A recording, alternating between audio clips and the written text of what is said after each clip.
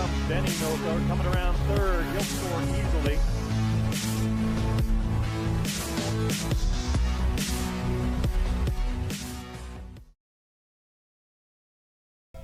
Hello, softball fans around the world. Welcome to Zeist, Netherlands for the 36th annual Zeist Slot Pre-World Championship Tournament featuring some of the best softball nations from around the world. I'm Lance Wynn of Ballpark Broadcasting. Glad to have you with us alongside Peter Caldery, of course, and we are going to take you on a ride here as we are at the historical Blikkenburg Sportpark, home of the Phoenix Handball and Softball Club here in Zeist, Netherlands. Steeped in culture, rich, and always been considered a warm-up for next week's, of course, WBSC World Tournament. And as we get into this game, we'll set the lineups for you, of course, for the visitors, the New Zealand Black Sox, taking on Team Japan here. It's going to be Beninoka that will lead things off, as you've seen that ground ball out to the shortstop for the first out of this ball game. Joel Evans will be the batter in the second spot, playing second base. Nathan Nukunuku will bat third. Jerome Remeke is in the cleanup spot, batting fourth. Thomas Inoka, of course, in left field, he'll be batting fifth. Cole Evans follows him. Riley Macchia, Zane Vandershout, and Josh Harbaugh round out the lineup. And immediately, very windy day today. That's lifted out to deep left field, but stays in the ballpark, of course. Hauled in by the flex player out there, and we'll get that to you shortly as we contend. We'll go through the defensive lineup for Team Japan at the half, but let me bring in my colleague Peter. And Peter, you've been at this event for many years, and what would you say are one of the reasons that keep these teams coming back here? It's the atmosphere, it's the sportsmanship, the way the tournament is organized. And it's always a pleasure for the teams to come down here. As you know, softball is a small community. Everybody knows each other. It's also, a place to get familiar with the friends. Well, we're certainly glad to have you here as we complete our international telecast. And I can tell you, though, on the hill is Hiraku Matsuda. And Matsuda, with plenty of international experience, comes in on this Team Japan as he's looking at, of course, one of the most formidable lineups. These two teams have matched up a couple times leading up to this as they go on their pre-World Tour, first in North America and now getting set, of course, for Prague next week. And Matsuda, of course, is going to spend a lot of his time trying to work out some of the kinks here, facing against this lineup. And you don't expect, in a tournament like this, Peter, because it's a pre-tournament, we can't expect teams to show their cards too early. No, that's right. I talked to one of the guys from New Zealand yesterday, and he also mentioned that they're building up towards the last couple of games in Prague, where everything has to be top notch.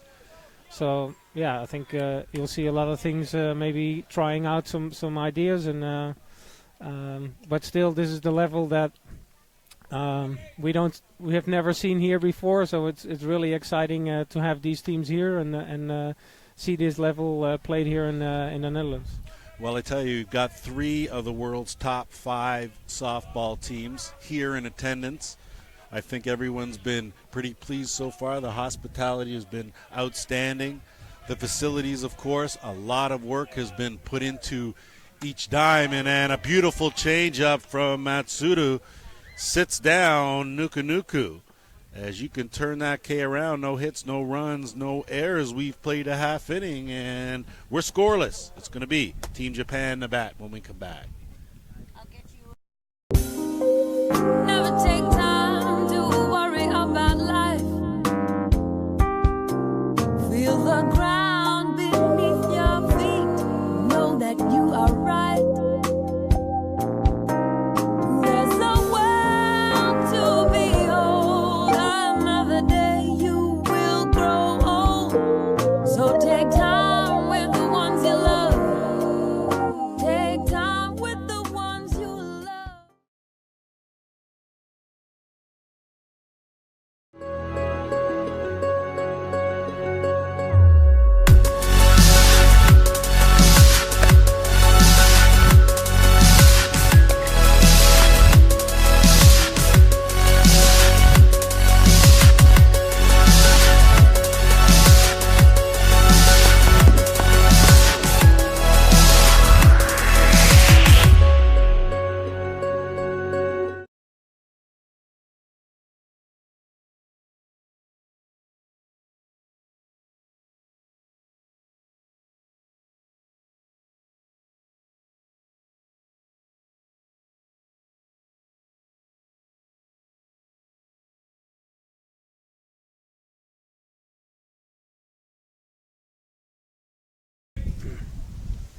Welcome back here as we deal with a bit of a fickle producer here. Hopefully he will iron things out as we go along. Set the batting order for Team Japan.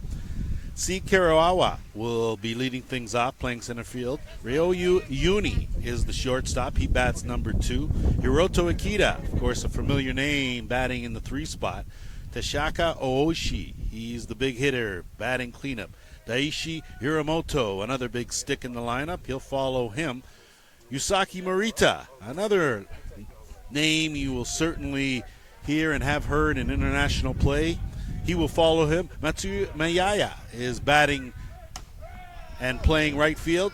Takuto Tashutu will be on the hot corner at third base, and Tenori Inoue will be batting in the number 9 hole. Flex player, of course, is Matsuda, as they will face a very formidable and steady, very experienced defensive lineup in the New Zealand Black Sox. It'll be Daniel Chapman that will be doing the work, of course, on the hill. Beninoka's out in center field. Riley Makia will be in right field. Thomas Inoka in left field. On the hot corner at third base will be Josh Harborough. At shortstop, as you see, a beautiful pitch right on the outside corner. Josh Harborough at the hot corner. Shortstop's Cole Evans. Of course, the youngster has been brought up through the ranks here in New Zealand, and he, of course, has become a mainstay. Over at second base, and of course, it's Joel Evans. And over at first base, it's Nathan Nukunuku. Behind the plate catching is Zane Van Lieshout. So again, no holes, Peter, in this New Zealand lineup. You've seen it. You've seen it over the years and watched it progress. And of course, it's always a very impressive thing to see this wheel in motion that we call New Zealand softball. It's awesome to see, and you know, some familiar names, some new names in there. You try to follow it from the side here in Holland, but yeah, it's awesome to see the this kind of lineup here, and the way they present themselves for the country. It's really awesome. So Ryoyu Uni, the shortstop, will step in at the number 2 spot, as he'll get his first look at Daniel Chapman, and we certainly expect to see quite a few pitchers as we go through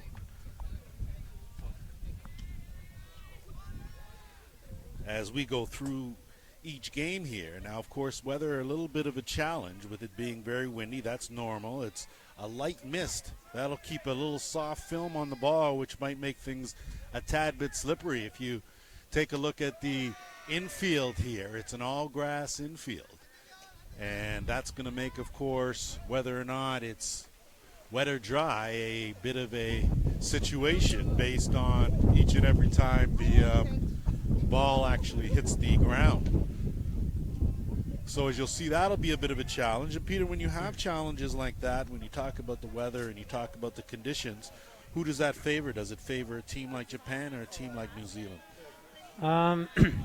I think both will have some issues with it, because they're I don't think they're used to playing in this kind of conditions, and maybe not even accustomed to playing on a fully grass field. Yeah, this is typical Dutch weather, so we're accustomed to that. Yeah, it's a shame we start like this, but hopefully it will turn around during the day, and we get it more dry, and keep everything in a positive way. Excellent. I think that'll be the case. First hit of the ball game goes to Ryoyu Uni with a single out to shallow center field, and first base runner of the game goes to Team Japan, and you'll see now the wheels working. Not used to seeing Team Japan wearing that gold color, so that's a little bit of something new for them, as these teams, of course, try to add a new wrinkle. New Zealand, of course, looking very sharp in their new red and black tops that I'm sure they'll be sporting next week in Prague. Keep an eye out here as Hiroto Ikeda will look at a called strike. His job here, of course, Peter, is to advance that runner, knowing when you're playing against a team like New Zealand, opportunities are very few and far between. You have to take advantage of what opportunities present themselves. Yeah, I think the short game is sometimes it's overlooked in softball, but you gotta produce the runs, and at the level that these teams play against each other, it's top level. Sometimes just one run wins the game, so opportunities are there. Yeah, you gotta go for the opportunity and put the ball down, which is, with this kind of pitching, it's not easy. It's definitely easier said than done. Nibbling on that outside corner was Chapman. Didn't get the call. So a good eye by Akita, as he's got a battle back here. Going to be a bit of a challenge for us here in the booth, as there's no score clock. So to keep an accurate count, we have to sort of do more than one things at once. Right now I've got a 2-2 count and a swing and a miss. So Chapman rears back, gets the strikeout he was looking for, his second strikeout of the ball game. Second out here in the first inning, and it'll bring up Tasaka Oshii. Of course, Oshii, one of the heavy hitters here for this Team Japan. If you're talking about the short game, that's something that sticks to Japan. It's one of their things. It's the speed on the bases, trying to make contact instead of going from power swings. Maybe there are a couple of guys in the lineup that have that kind of power swing, but I think for the rest it's more about contact and getting on the bases quickly and moving the guys around. I think you're right, Peter. When you look at a team like Japan, now we can talk all day, of course, about New Zealand and what they do fundamentally right. Team Japan does a very good job at the basics and the fundamentals, what you talk about. Very good short game, defensively solid all the way around. They run the bases well. The issue is, how do you fare against the different world-class pitching that you'll see? Is you see Chapman go up the ladder, working on the count 0-2 now, 1 ball, 2 strikes. So Oshii in a bit of a hole here. He's going to have to work his way out of it if he's going to keep this inning alive with 2 away and a runner on. And check his swing, just got a piece of it, did Oshii. So the count will go to 1 ball and 2 strikes. It will remain at that. And a good crowd on hand, of course, here for this tournament. And you've seen a lot over the years, Peter, as far as this tournament goes. Where would you rank this as far as the level goes, as that one will dribble foul and Oshii will stay alive? Where would you rank that as far as quality of teams go? Well, this is the highest level ball we have ever had on this tournament, for sure. That's without a doubt. In the beginning years, there were like the teams that were located on U.S. and Canadian bases all in Europe, and they had their own teams and they traveled, and those were fun to play with, because you're seeing guys, you're playing against guys you've never seen before, pitching wise, but the whole game. So that was really fun in the beginning years, that you were playing against guys from the U.S. and Canada. U.S. was mainly coming from American bases located in the UK. Canadian guys were based mainly in Germany, and there were some awesome games played here for sure. But it's slowly, when those bases closed down, okay, then those teams didn't have any opportunities or weren't even there anymore to play on this tournament. So it was mainly Netherlands teams, national team, teams from Denmark, a lot of teams from and national teams from the Czech Republic, especially in their early years of development. They've come a long way, and on the ranking they've clearly passed Denmark and the Netherlands. But in those years they were just building up their game, and I think they made the right choices, getting quality coaches to teach them the right mechanics and fundamentals, and that you saw them grow from year to year, pitching wise, hitting wise. Was always tough against playing the Czech Republic, a lot of lefties. If you're playing, I was playing first base a lot, guys coming in with either power or short game, so had to be on your toes to get those pitches and get the hitters done. But yeah, that's a little bit the development of the tournament. And but this is like a unique lineup we have here. Well, we're definitely impressed with what you were able to do with limited resources, of course, and what you have here. But to be able to build on this foundation well enough to attract some of the best teams in the world says a lot about the organizers. And we'll, of course, go into them over the course of the day and what they bring to the table. And so it'll be Jerome Remke that will lead things off here in the top of the second inning. Scoreless ball game, been just one hit. Remke, of course, has been around the international circuit for a number of years. Strong hitter, has played a lot of club ball through the ISC circuit as well. And if you know anything about the Black Sox, you certainly know about Jerome Remke and what he can do, certainly in that cleanup spot. The question will be whether or not we can get him on track, and getting on track is really what these pre-tournaments are all about, not so much about your stats. It's just about getting comfortable, getting a feel, getting a look. There's a lot going on as Matsudo pours that in for a called strike. Count now 1-1 strike.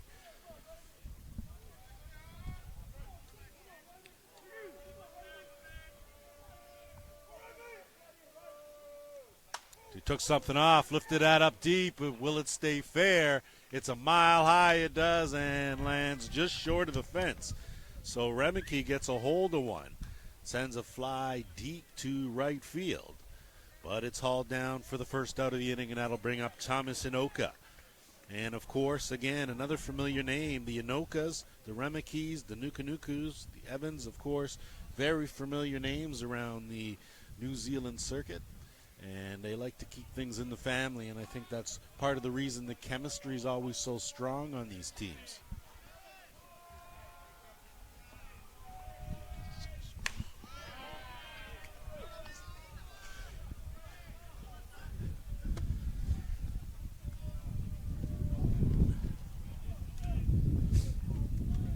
So Thomas Inoka with his first at bat here in the pre-tournament, and Matsudo took something off, dropped it in the outer half of the plate, called strike. Of course, Inoka didn't agree with that call, and not too many hitters that look at a called strike do.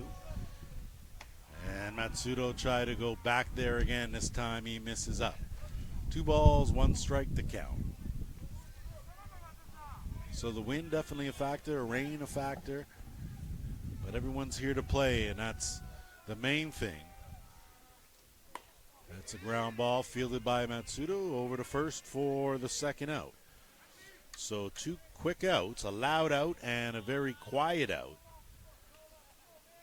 I think you see that both teams are, trying to get accustomed to the environmental situation that we have, the wind and a little bit more moist in the air. Yeah. Well, we were speaking earlier as we did a walkthrough on the grounds here, as you see Cole Evans with his first at bat. That ball is lifted out and will drop into shallow center field for a base hit. So Cole Evans with the first hit of the game for the Black Sox, their first base runner, and that will bring up Riley Macchia. You talk about the 2 diamonds we have here. The diamond number 1, of course, has a gravel infield, and that's pretty more par to the norm of the way the game's played in North America. This diamond here, diamond number 2, with the all grass infield, makes things a little different, a little trickier.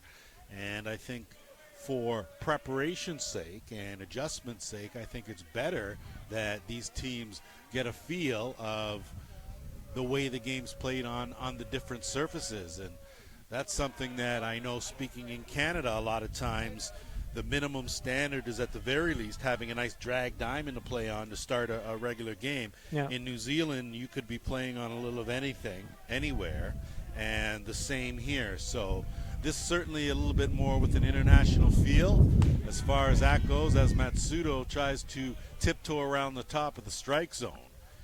Doesn't catch any part of it, and Mack here, 2 balls and a strike. I think if you have like a grass infield, then that's an adjustment. Now with adding on the wind and a little bit of drizzly rain, that makes an extra catch to it. And it will be an adjustment also because you're switching, playing on field number 1 some games and field number 2. So, but I think that's also like an additional challenge on one side, but makes it special on the other side as well. We can play 2 games at the same time and have a tournament like this with so many teams and having quality games.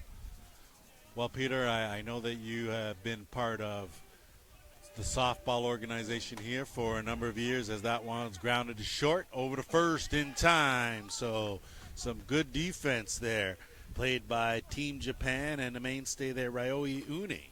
So not only does he have the only hit for Japan, tight on the D. So down go the Black Sox. 1 hit, no runs, 1 runner left aboard on the 6-3 putout. We're going to take a break. We're going to come back here after this short message. Your ideas, your plans, your vision for your dream home. At Golden Homes, we work with you to create a home you'll love living in. With total design flexibility, our exclusive gold standard building system and Zog steel framing proven to withstand magnitude 9 earthquake activity, your new Golden Home will have all the strength, comfort and sophistication you've been dreaming of. It's a better home you'll own. Golden Homes. Golden Homes. Call 0800 22 22 36. 5. Not a whole lot of breaks going on here at the Blikkenburg Sportspark. Of course, Lance went alongside. And Peter, let me get this right. Peter Cludery. Coldery, correct. Yes. All right. I want to make sure that's the only time I butcher your name. And you don't hold that against me, of course. Glad to have you with us here as we, of course, represent Ballpark Broadcasting over here for the pre-tournament, the Zeister Zeist. And just to get you caught up, the officials for our umpires for today's game, Thomas Lonard will be at home plate. Patrick Reese is at first base. Bob Gieskins at second. And Damian McCauley is at third base. Jasmine Gerritsen is our producer for today's game, so we're glad to have her on board. She has way more experience than the producer that she's working with right now. So we are glad to have her as we get set here for the bottom of the second inning. And it's Daishi Uramoto, the heavy hitter, now to face Daniel Chapman for the first time. Scoreless ball game. Teams have traded hits. Other than that, it's been par to the course with tight defense and, of course, good early pitching. So just to let you know, these teams, these games, of course, scheduled for your 7 innings, and that's what they'll play. They'll play 1 inning tiebreaker, but they like to play it until it's done. That's the way they do it, as Chapman nibbles on that outside corner, catches some of the white. 4th strikeout of the game for Chapman. He has struck out every hitter except for Uni, and that'll bring up Yoshi Morita, the designated player, for his first look at Chapman. And what are your thoughts, Peter, on the way Chapman looks early on? Well, I think he's impressive there on the rubber. A lot of speed, a lot of movement on the ball, and you see Japan trying to struggle a little bit, trying to get contact with the ball, trying to put the ball in play, use their speed to see if they can get on base. Usually good contacts hitters, as you see Morita in a very low crouch, likes to try to shrink that strike zone, make things a little difficult on the pitcher, and as he comes through it, he opens himself up. And when you do that, it takes away a little bit of your power, but it increases that, gives you that extra split second to allow for a better chance at contact. You see that a lot of times that a typical Japanese style of hitting, which is fairly different than from most of the other countries. They've developed their own style, and that's been going on from from team to team, year to year, generation to generation. They're not changing that. looking at other teams. Good effort as that one drifts out of fair territory into a foul, and a good effort, of course, given, and never a shortage of effort given by both Cole Evans over there and your third baseman Josh Harborough, both going hard for that ball. And you're right, Peter. I think the Team Japan has passed along their styles, and a lot of the batting stances that they use, the way they bring it through the zone, are things that are ways no other team does. Exactly. It's very unique to their style. Yep. If you tried it at home, it probably wouldn't work for you. At least I could certainly speak for me and what goes on in North America. Very rarely all the movement that they have prior to the ball coming goes against really what you're taught fundamentally to be still, when that ball is about to be released. I think probably also has to do with their build. If you look at them, there's maybe in the whole team there's one or two guys that are a little bit above their average length and build. The rest of those guys are like small but they're very quick on the feet, quick hands. I think the way they're hitting, that's probably also a thing that fits them and fits their build if you look at the guys from New Zealand, they're all I'm not saying they're muscled up, but they're lean, they're strong guys. It'll not be mistaken. You're certainly not saying that about New Zealand or to the contrary with Japan, because these guys are very fit athletes. You're absolutely right. Couldn't agree. As that ball's lifted out, that's going to tail away. Late break out there and not able to get it. It goes all the way to the wall, deep right field. Rounding second and coming into third on a 1-out triple is Yusuke Morita with the second hit of the game, and it's a big one for Team Japan. So that ball got caught out there. I think Riley Macchia didn't initially see it off the bat, got a late jump on it. With the wind, it was hit hard enough to tail not only away, meaning towards the right field line, but deep as well, and that got over his head and landed at the warning track, one hop the wall. So a chance here for Team Japan to strike first. With one away, it's Matsuri Miyai. And way late on that pitch as he swings through for strike one. I think another, from my perspective, what I see in years from Japan and also makes a difference in approach for hitting, if you see their pitching, not a lot of guys are jumping like the other pitchers from the other countries are jumping off the plate, coming towards you before they release the ball. I saw yesterday in the game they played against Australia, there was one guy in their team that was pitching who was a little bit, coming off the rubber. But mostly you see their pitchers exploding from the rubber, taking just a step and making a quick motion and release. That also is a different in approach in the hitting and what they see in their country and what they have to face internationally, which is, more power pitching, even by pitching movement. I think I'd have to agree with you when you look at that, and there's always a debate about the pro hop and how much you do and where you land and that sort of thing. But I think when you get to the type of competition that and the level that these guys are at, they know they're going into tournaments where you have to be through the chute, you have to come off the blocks, you have to stay as legal per se as possible. And these two teams, very legal per se as far as their pitchers go. They stay in the chute, their release is good, and I think that these are the type of teams that set the standards for the rest of the teams around the world. Exactly. And what they do. And I think it's very important to see, and it's on display. It's on display with the way they prepare for each and every game and the way they approach each and every game. It doesn't matter who their opponent is. They take their opponents very seriously.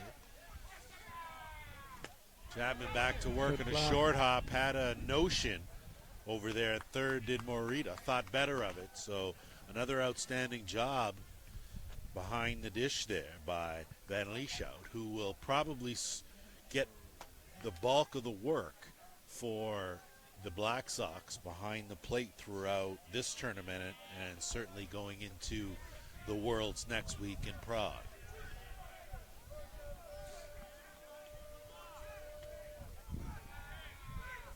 Yai a little late on that. Just got a piece to stay alive as he's in the hole, 1 ball, 2 strikes.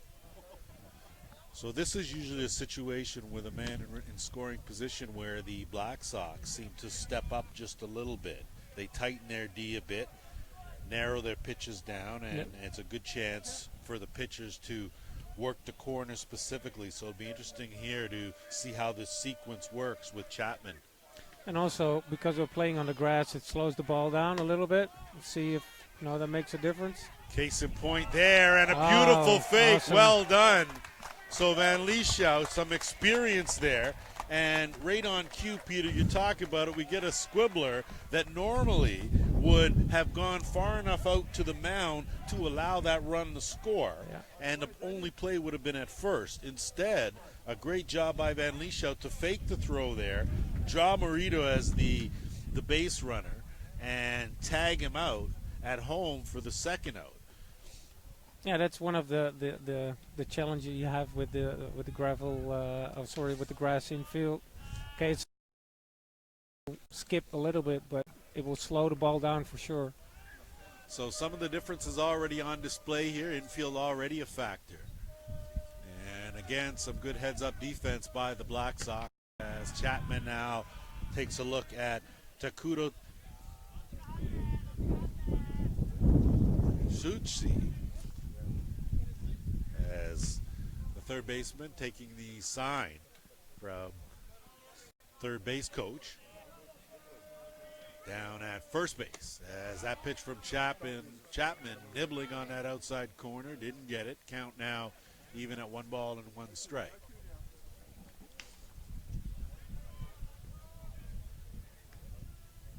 Not sure what time zone you're in, but we're glad to have you, whether you're up late at night or early in the morning.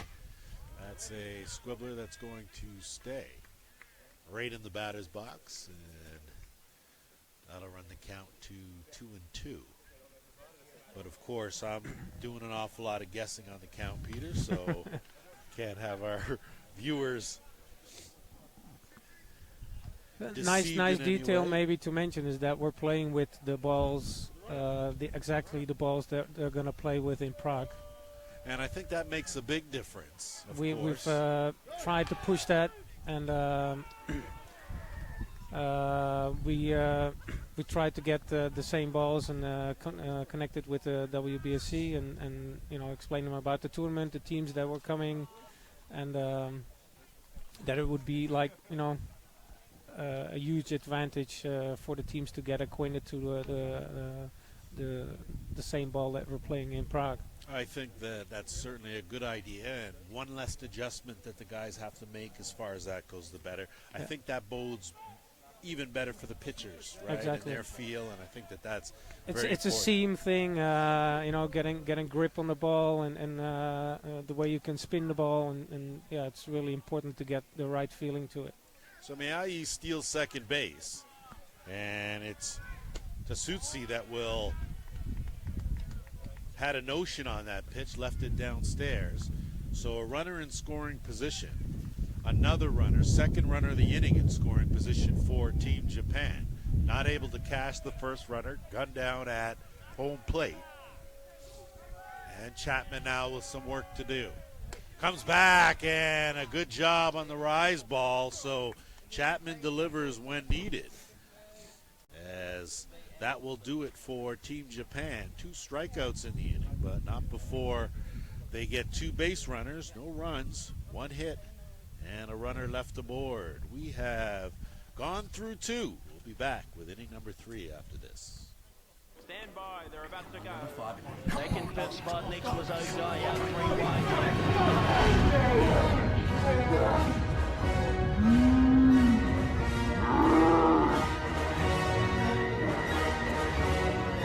The TAB takes you from wherever you are, right into the race. Melbourne Cup season is here.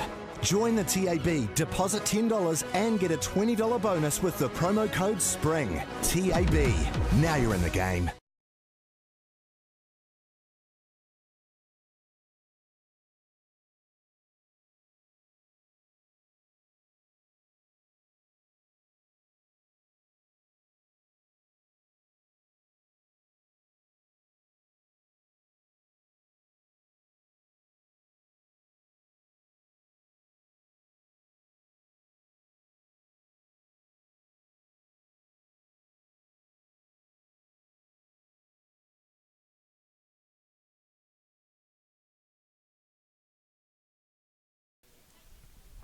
Welcome back here as we get set for the top of the third inning. It'll be the number 9 hitter, and Tenori Inove, the second baseman, that will lead things off here. And good movement on the rise ball from Matsuda, as Matsuda's looked pretty strong in the early going here against this lineup. And let me rephrase that. It's Zane Van Lieshout that will lead things off here in the top of the third for the Black Sox. Took something off that, did Matsuda, and had Van Lieshout out in front. Had he been able to keep those hands back, probably would have got something he was able to drive, but that's neither here nor there now. It'll be Van Lieshout.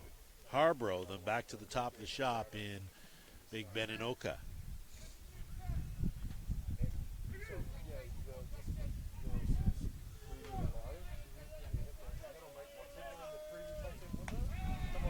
Looking outside, took something off. Good eye there from Van Lieshout. Watches that go high and upstairs for a ball. Some of the best umpires around brought in here for this tournament, and again nibbling outside is Matsuda. And one of the things about this pitching staff here with New Zealand, and you look at their pitching, but when you look at their hitting, you have to think very disciplined. You have to throw them a strike. Rarely will you see a lot of these hitters go out of their strike zone and swing at bad pitches. Yeah, and also because the speed on the ball, and then you got some movement, it makes it more difficult to get the second one out. That one in there for a called strike, so Matsuda reared back and worked that outside corner. Count full here at 3-2. So Van Lieshout having himself a good at bat here. Seen a lot of pitches and fouls that one back off the backstop. And again, the rain starts to come down just a wee bit harder here, as very impressed with the crowd on hand on the first couple of games here. Games all day here at Blikkenburg Sportspark. Took something off on a beautiful pitch, did Matsuda. And Matsuda with his second strikeout of the game. And that will bring up Josh Harborough. And you look at what Matsuda's done against a very formidable lineup. Important not to get caught up in trying to strike out a lot of these guys, but make your defense do the work for you. I think the defense has always been a strong asset of the. Yeah, they're quick on the field, on their feet. They got strong arms, and they move smooth and quickly to the ball. So, I think pitching-wise, they're if you're talking about speed and movement, I think they're maybe not in the top ranks. But defense is always great, so I think that's a package they have together, and that's how they build up on the ranks and why they're on top of the game. It'd be hard to argue any of that. You're absolutely right, as Harborough stands in there. No small individual himself, big strike zone, but getting it past him a bit of a challenge, as Matsuda nibbles on the inside part of the plate for a called strike. Of course, both these two teams rolled into town a day or so ago to get all prepared, and that ball just a bit late, foul down the first base line, out of play. Over any other diamond, looks like it's Netherlands and South Africa. They will be. We'll see if we can get you an updated score at some point in time, as everyone will more than likely get a chance to get on the telecast. Of course, I want to thank our producer slash color commentary slash play-by-play extraordinaire, Mr. Jason Chopper Gerbis, for all he's done so far. That ball lifted out and a good piece of hitting just over the outreach glove at second base. So an outstanding at bat for Harborough. Collects a 1-out single. And that'll take it back to the top of the shop in Beninoka. You saw there, Peter, on display, a good piece of hitting, cut the swing down, and just wanted to put it where there wasn't anyone, and that's exactly what Harborough did. Yeah, it's a nice approach when you're, up in the count and try to make contact, put the ball in play.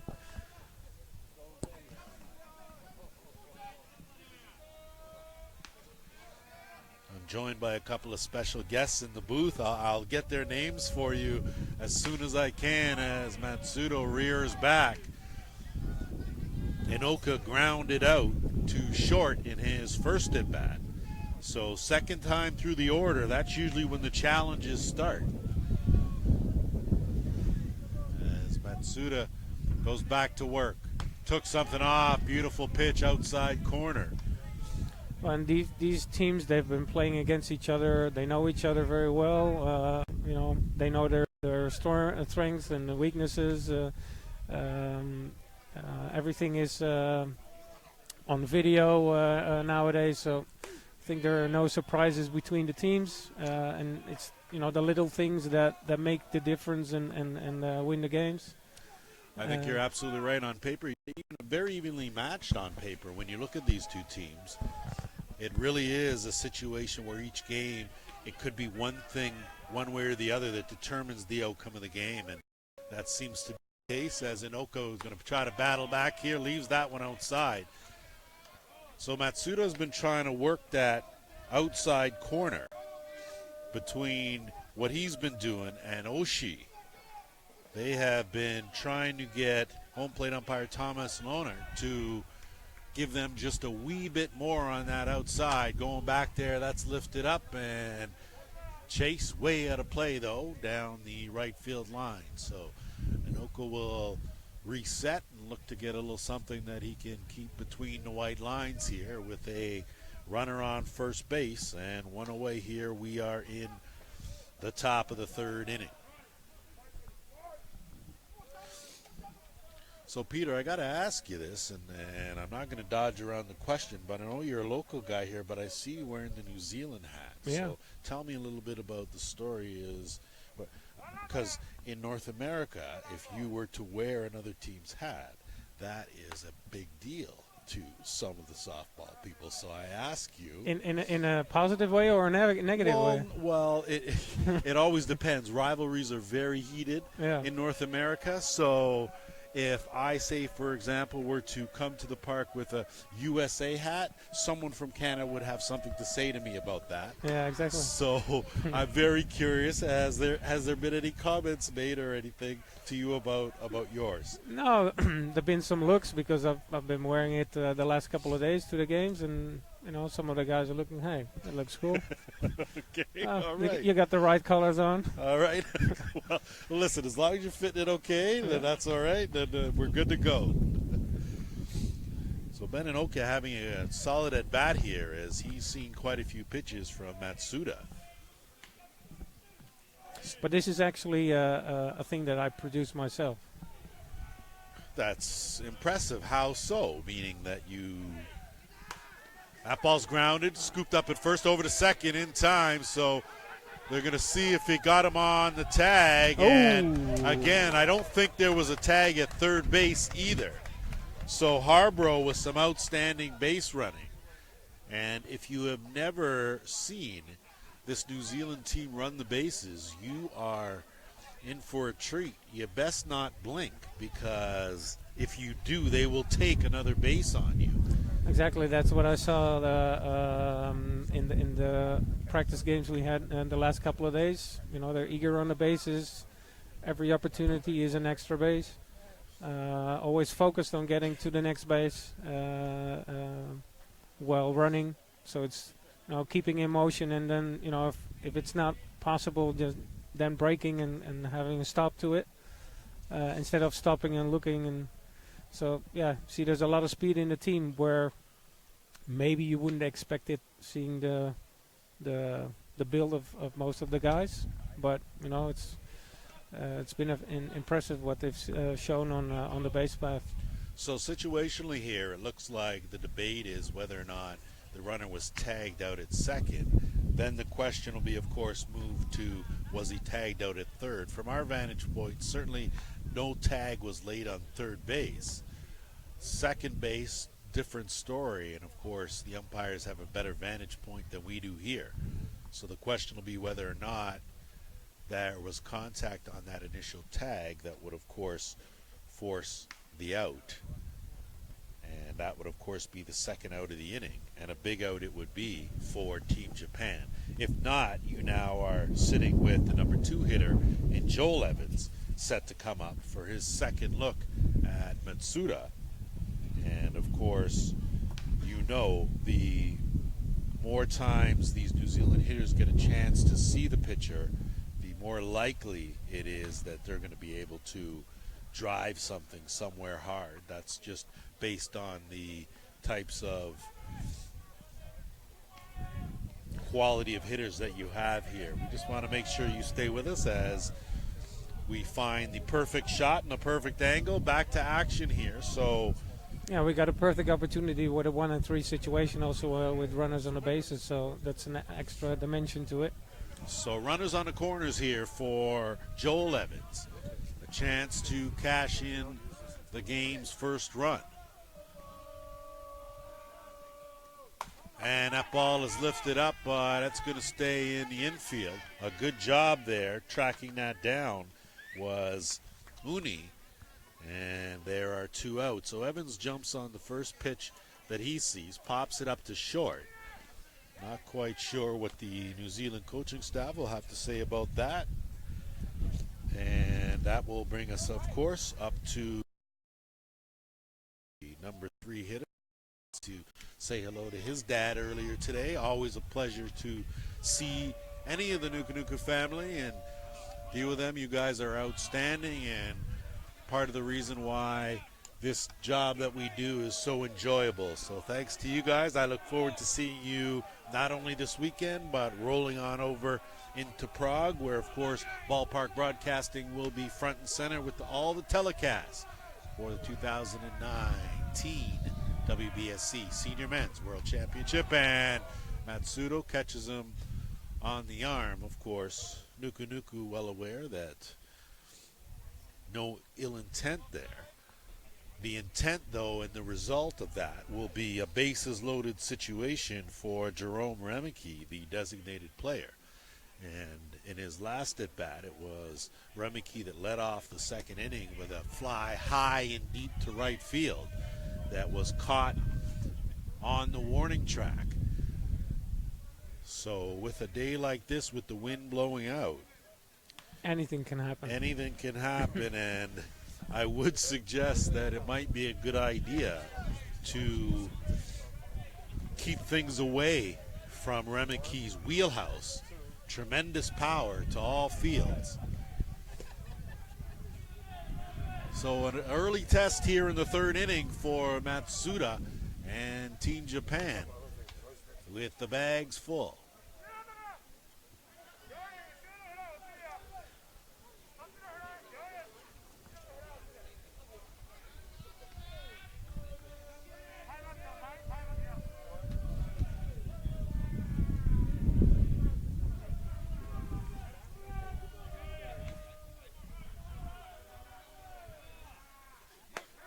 Missing just outside was Matsuda, and you can tell being very careful. Him and Oshii have to work in tandem here to a very dangerous hitter.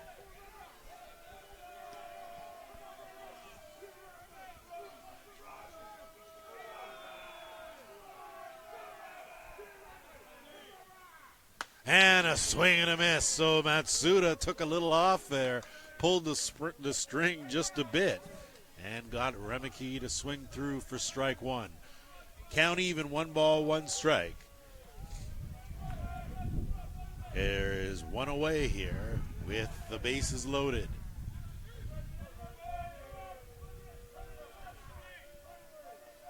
Sorry, 2 away. And that one goes off the instep for a foul ball. So Remeke will have some work to do. Behind in the count, 1 ball, 2 strikes.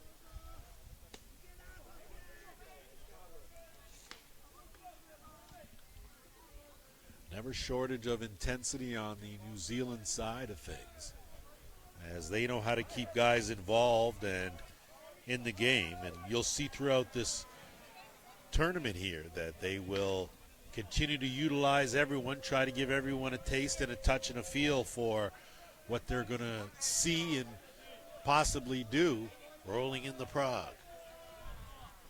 That one driven other way off the tent down the left field line, so Remeke shortened the swing. Still has good power, but Masuda with a good pitch in the right spot. Kept it from between the lines. 2 balls, 2 strikes.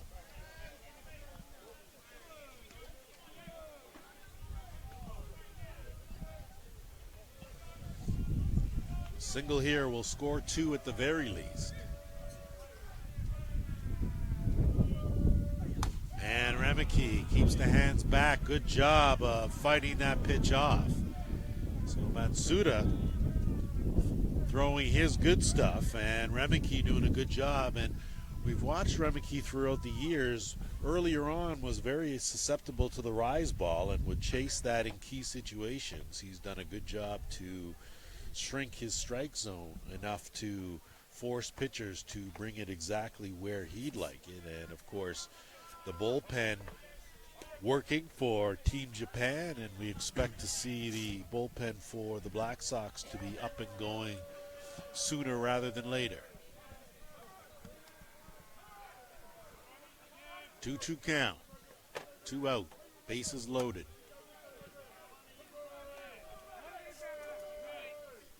Took something off, and a good job by Remeke to leave that down below the strike zone. So my apologies, that will bring the count to 2-2. So some good discipline up to this point at the dish by Remeke. And we'll see if Matsuda's got something else here that he hasn't seen. And that's bounced in there. So the count runs full to Jerome Remeke here in the 3rd.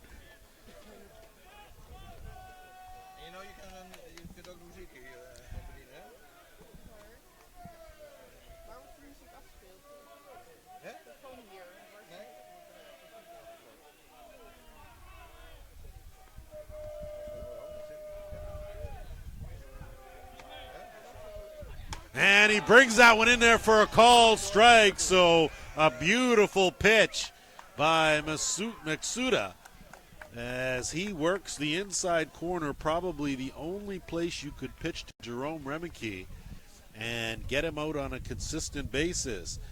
No runs, couple of hits, couple of 3 runners left on board. We will mosey on to the home half of the 3rd after this. Never take time to worry about life. Feel the ground beneath your feet. Know that you are right. There's a world to behold. Another day you will grow old. So take time with the ones you love. Take time with the ones you love.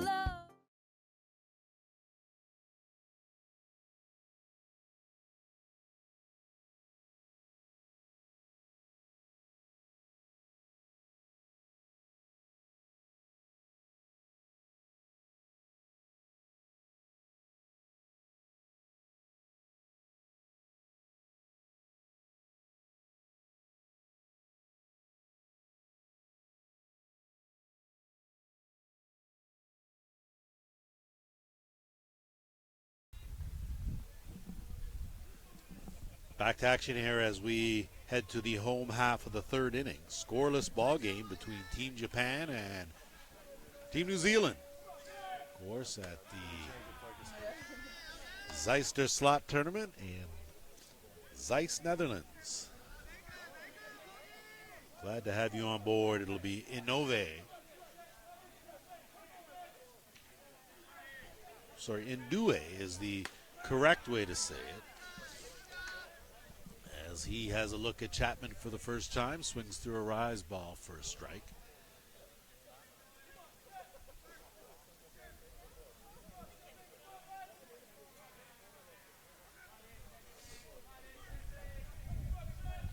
Chapman up to this point has been outstanding as Inoue swings through for strike 2.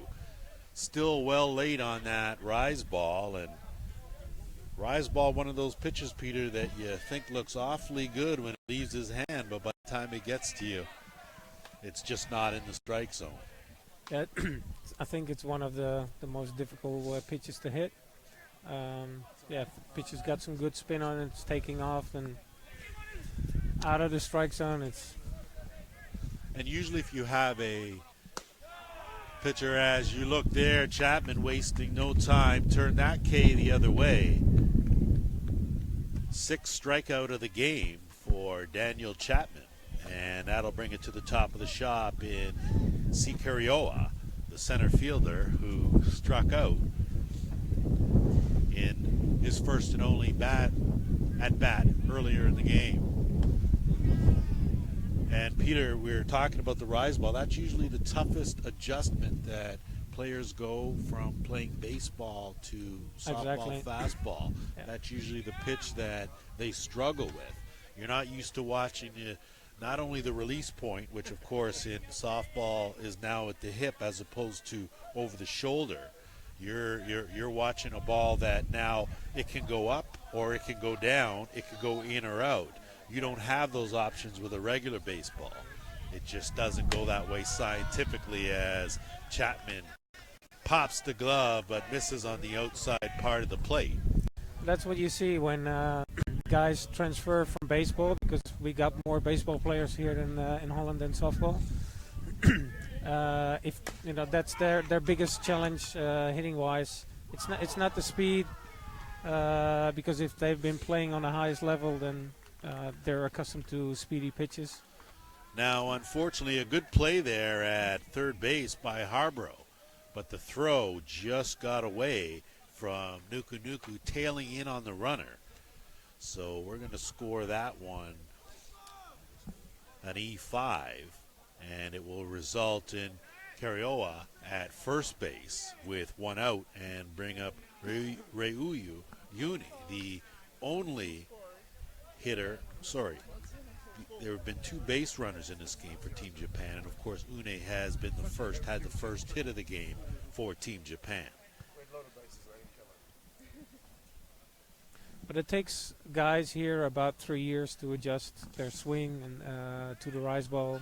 If the pitchers are at the level and they got a good spin and a good movement on the ball, then it really takes time to adjust and get accustomed to that kind of pitch. Well, I think you look at that and you also think and know that it's instrumental for those kids that are playing baseball to at least get exposed to or learn to love a softball, and that's the way you have to keep the game going here, is by being able to convert kids from that play baseball over to the softball side. And you guys have certainly done an outstanding job keeping things going. I mean, this tournament is in its 36th year. To have a tournament that goes consistently for that many number of years says a lot about not only the culture but the tradition and the hard work that goes into putting on a tournament. And now, of course, like you've said, over the years, it's varied in the different teams and the quality, and certainly that's understandable. The world's in a different place every 2 years. Yep. That affects your draw and that sort of thing. So with that said, it's still an unbelievable feat that the tournament is still going on. So I know you've been instrumental in that, and I want to congratulate you in that. So good job on your part, and good job on all the organizers here in keeping this game of softball alive here in the Netherlands. It's not an easy thing because of baseball. Young kids, they play baseball first when they go into this type of sport. Rarely you see young guys start with softball. So they first learn the fundamentals and the game of baseball, and then at a certain time when they want to make the switch to softball, they have to make another adjustment in their game. And we know about that in North America. Of course, the challenge is as a big swing and a miss. So Daniel Chapman continues to ramp it up here in the bottom of the third inning. Another strikeout will bring up the left fielder in Hiroto Akita. And we know in North America with the different sports, and we of course, hockey being a big part in Canada, that's your number one usually. You have other sports that draw kids in the summertime away from softball. You've got kids that play hockey year-round. You've got a growing basketball program. You, of course, got soccer that's big. You throw in other sports like lacrosse, and now you have other distractions or other things that compete for these young athletes. And softball, of course, is not front and center. So the challenge in North America, at least in Canada, of course, is continuing to bring along enough good players to keep the quality of the national team program in the game alive in that region. So challenges all the way around. It would be nice if there was, a major softball, fastball professional league that everyone could gravitate to and watch all the times. That's not the case up to this point, so you have to rely on these kind of international competitions as the highest level of fastball, softball that there is, and hopefully kids gravitate that way. Well, that's why it was a big challenge for us to 1.5 years ago to see that the dates were close to the Worlds in Prague, and putting in the effort to try to get the teams here because they're going to travel to Europe anyway. You're absolutely right. No runs, no hits. A runner left aboard. We have played 3 complete innings. We're scoreless. We're back after this. Never take time to worry about life. Feel the ground beneath your feet. Know that you are right. There's a world to behold. Another day you will grow old. So take time with the ones you love. Take time with the ones you love.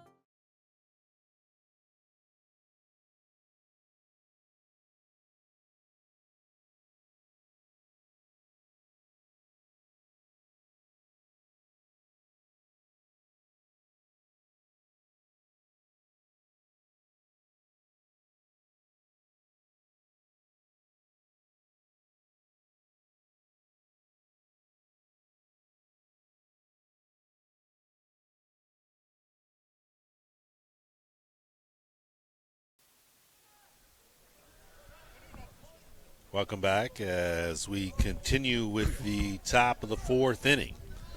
It'll be Thomas Inoka, followed by Cole Evans and Riley Macchia.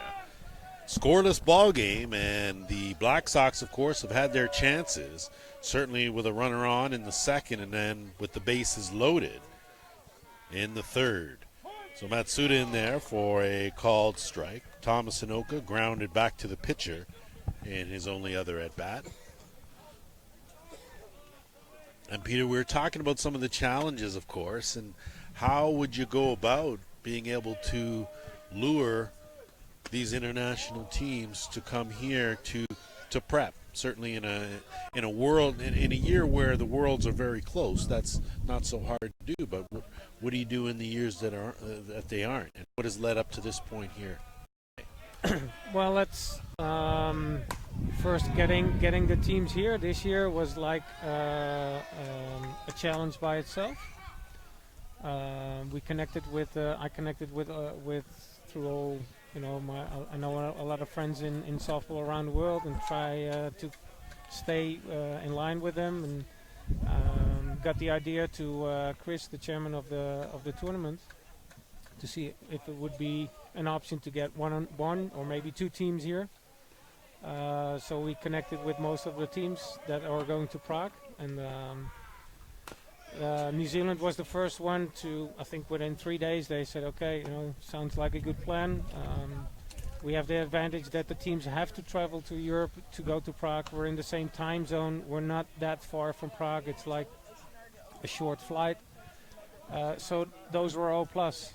And then one team led to another, and then I think the lineup we have here now is great. It's awesome to get those teams here and that level of softball here.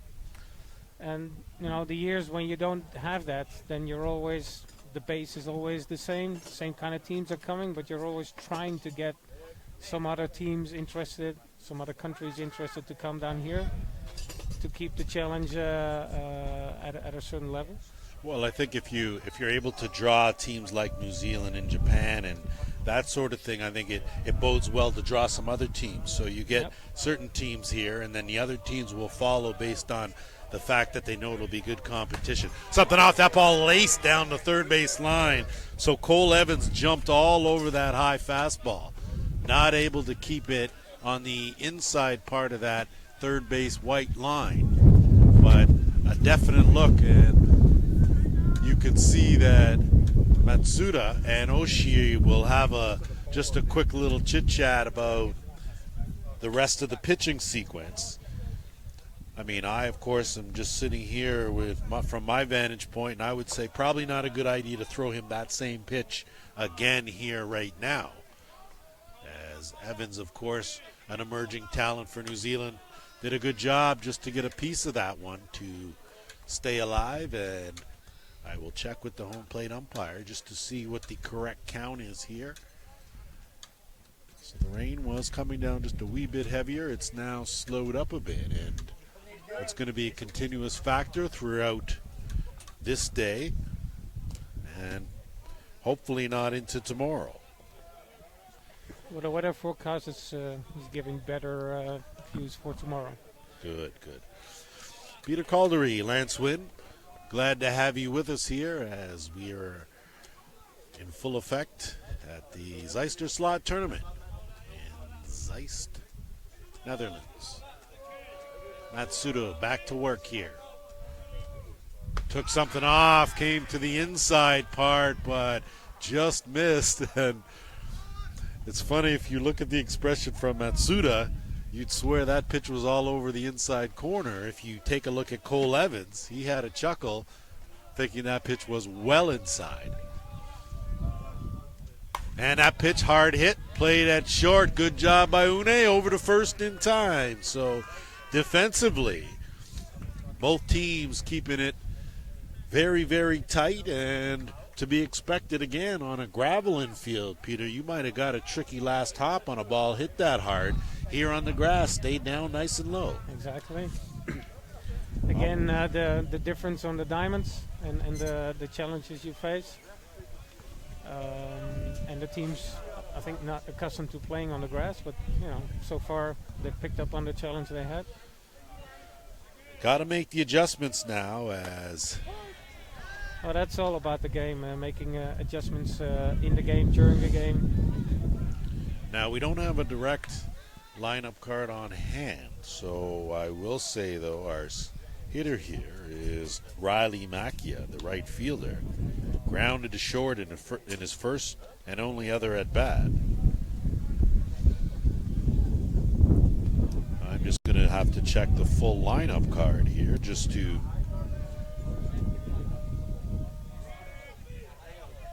make sure we're on the same page. Matsudo missing down and in.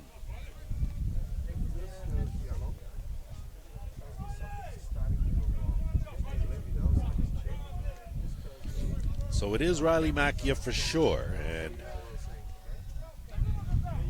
we expect, of course, the full Black Sox contingency crew on hand for Prague next week. That, of course, being their ever-present supporting cast that usually travel with the team to international events. Those guys, along with, of course, Team Australia here, as you'll see them in action as well, usually roll with a large group, and that, of course, makes things always interesting, always entertaining. Matsuda comes back, good pitch, swing and a miss from Macchia. 2-0 So Matsuda's got his good stuff. Drop ball seems to be working well. Hasn't really gone to that rise ball on a consistent basis. And that's probably due to the fact that these hitters don't usually chase them out of the zone. Tried to go on the outer part and didn't get the call. Got ourselves a full count here.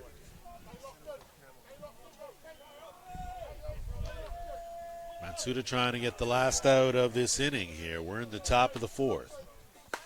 Hard hit ball through the hole on the left side, base hit. So Makia keeps the inning alive with a 2-out single. That will bring up Zane Van Leeshout, the catcher. And, of course, when you talk about what his role is in this, just calling the game, just probably with the exception of the pitcher, the most important player out there. He's your quarterback.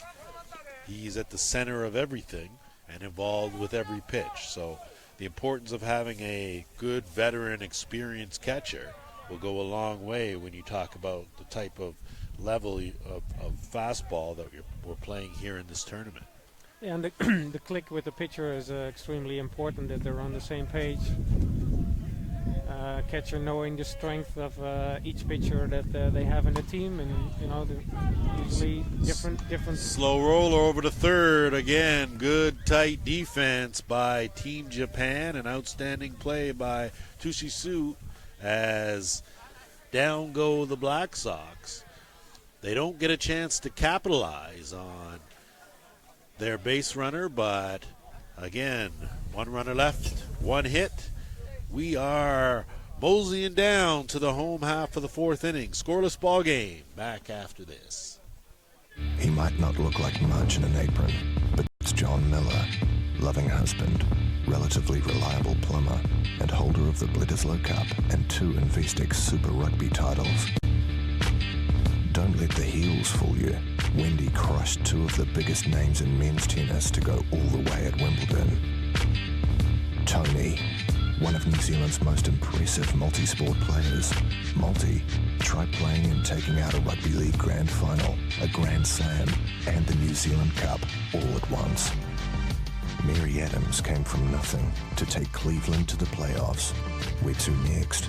Well, she won the New Zealand Derby with Ginger Nuts.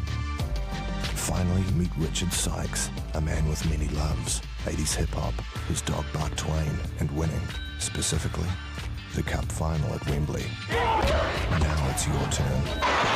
TAB, now you're in the game.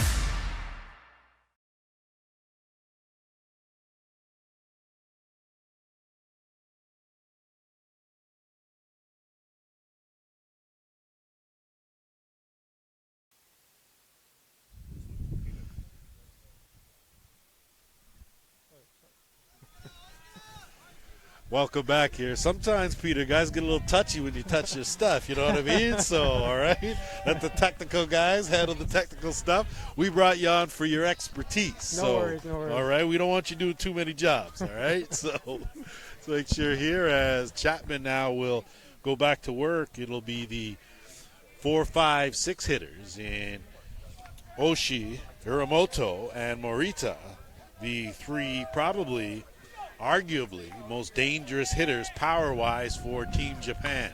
As that ball is lifted up and cruising under that as easily as he does is Beninoka for the first out of the inning. What surprised me just now is that you see that his approach and his stance and the way he's in the batter's box is different than most of the Japanese guys.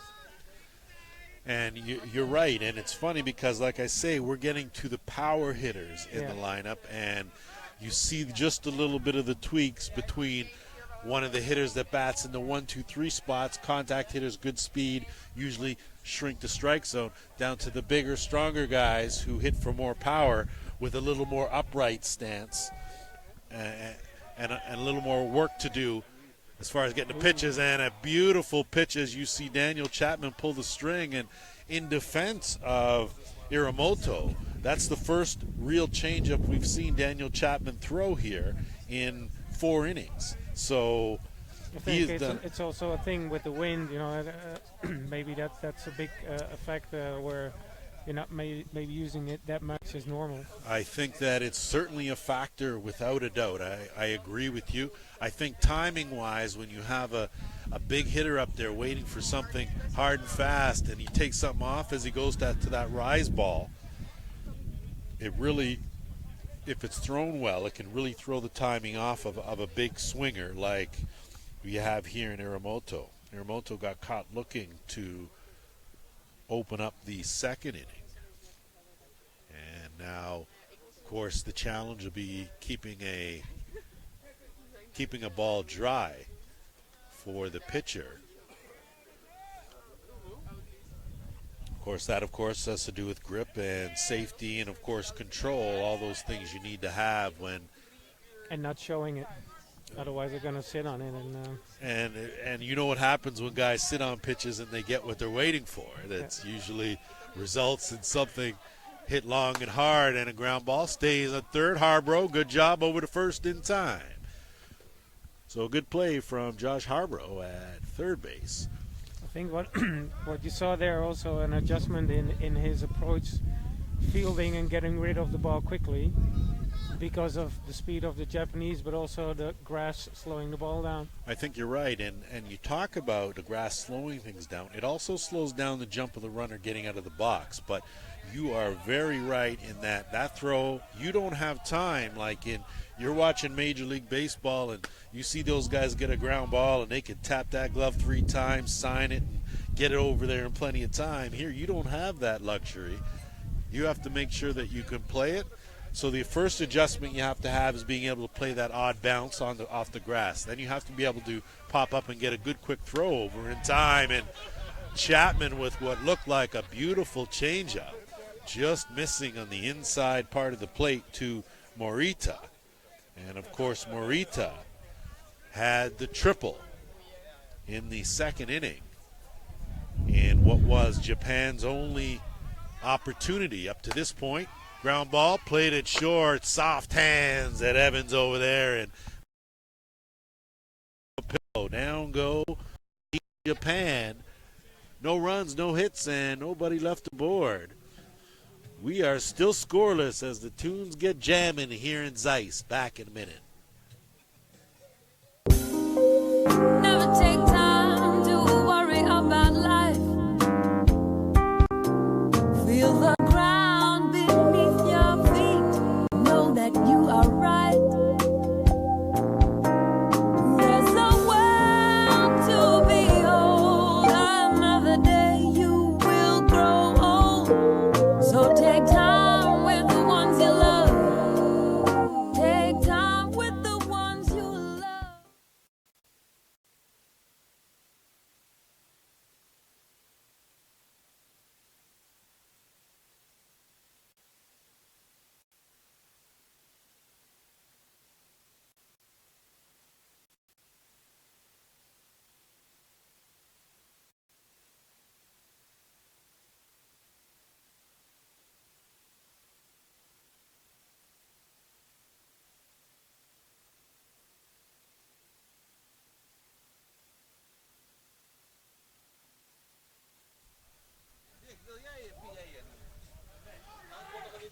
Welcome back here as we do our customary slide to 5, top of the fifth inning here.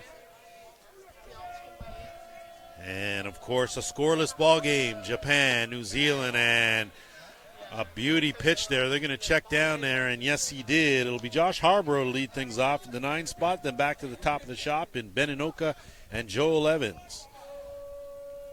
Lance Wynn, Peter Caldery, glad to have you with us as we continue early coverage of the Zeister slot tournament here in Zeist, Netherlands.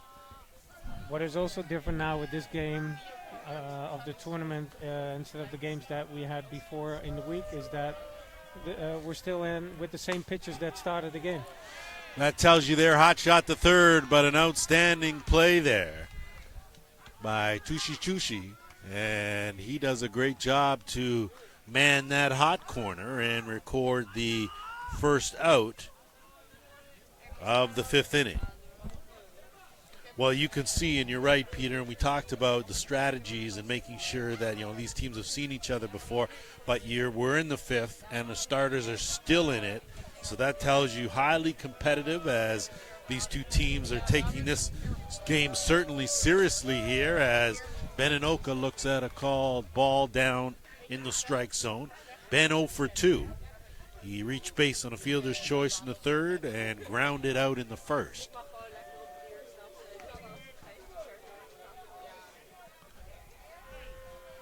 So 3rd time through the order.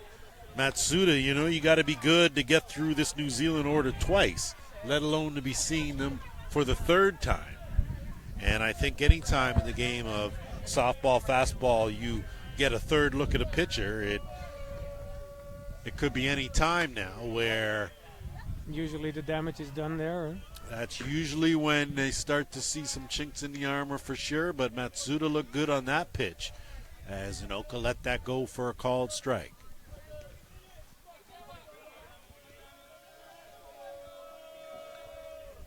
Took something off, grounded up, slow roller to short, gobbled up over to first in time. So Une, once again, getting the job done at the shortstop position.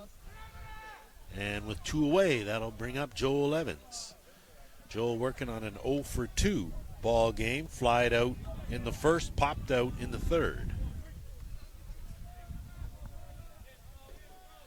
So have to give some credit, of course, to Matsuda. Has settled in after having the bases loaded and getting out of that hole.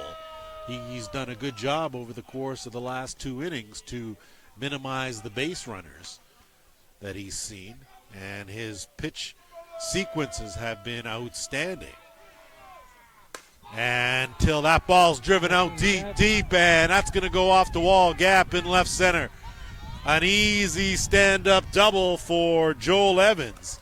And the Black Sox have something going here with 2 out in the 5th.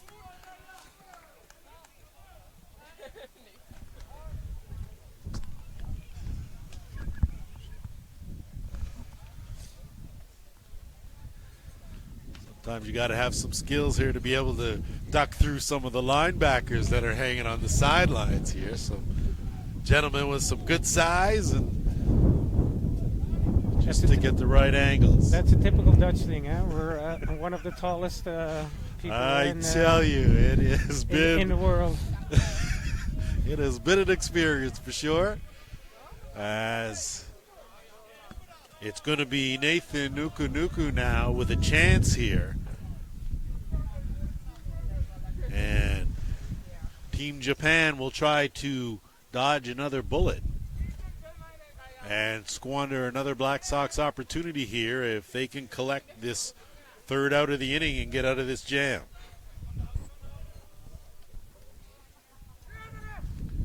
Evans hit that ball on a line out to the alley in left center. Didn't quite get to the wall. A good job to close it down and get the ball in quickly for a quick relay to hold Evans to just a double. That pitch up in the zone. Expect Nuku, of course, one of the most experienced Black Sox players, to be very disciplined here in this at-bat.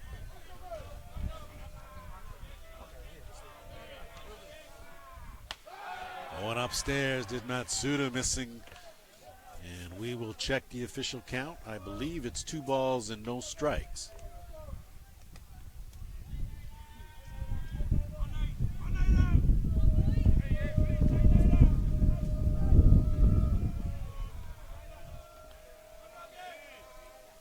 Took something off. That ball's lifted up and into the jet stream, calling for it at center field and making the grab. So a long, deep, loud out for the 3rd out of the inning. Good touch from Nuku, but nothing doing. A runner left. 1 hit. We're still looking for our first run. We're going to continue to slide down to 5 when we come back.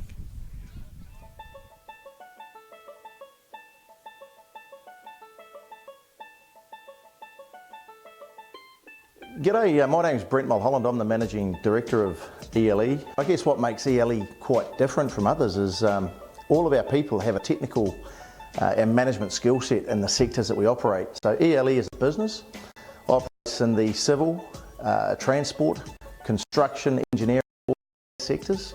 We have branches in Christchurch, Wellington, Auckland, Hawke's Bay and New Plymouth, and we engage approximately 500 workers on any given day. So if you're a client looking for great staff for your business, we've got people that can help. We're easy to work with, non-corporate, and we like to think we just keep it. E&I Engineering is a specialist sheet metal fabrication company. We would operate a fibre laser machine. We've got 4 press brakes, about 15 welding bays with robot welding involved, shot blasting, powder coating, rotational plastic moulding, and we also do assembly work as well. We would employ in the vicinity of 75. Back here for the home half of the 5th inning.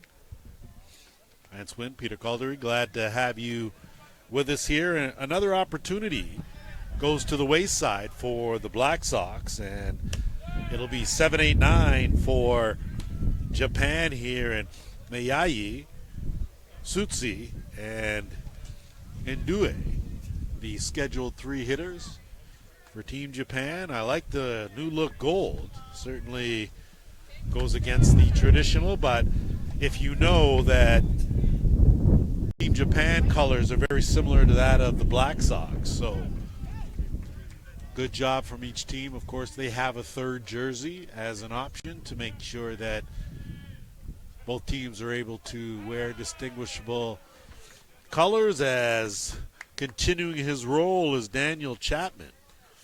Down goes Miyagi. The first time he is struck out, he actually reached on a fielder's choice and stole a base back in the 1st inning. Seemed like so long ago.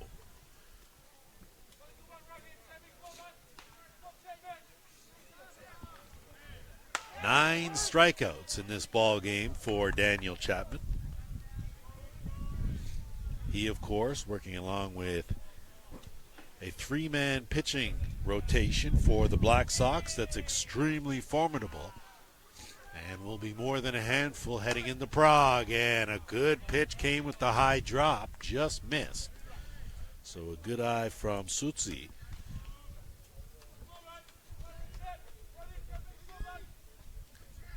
And you see Van Lieshout doing an excellent job of keeping his pitcher focused and working within the chute, as the count is 1 ball and 2 strikes to Sutsi.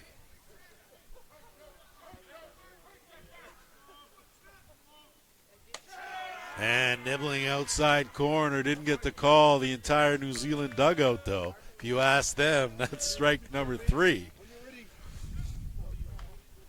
I would expect Chapman to go right back to that same spot again, because if he missed, it wasn't by much. Sure enough, that's where he goes. Down goes Sutsi, waving at the wind. Strikeout number 10 for Chapman, and then in will step Inoue. 0 for 1. He got caught looking in the 3rd.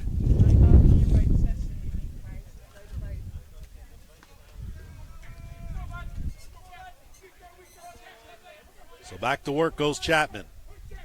And he's all over that white part of the plate for a called strike.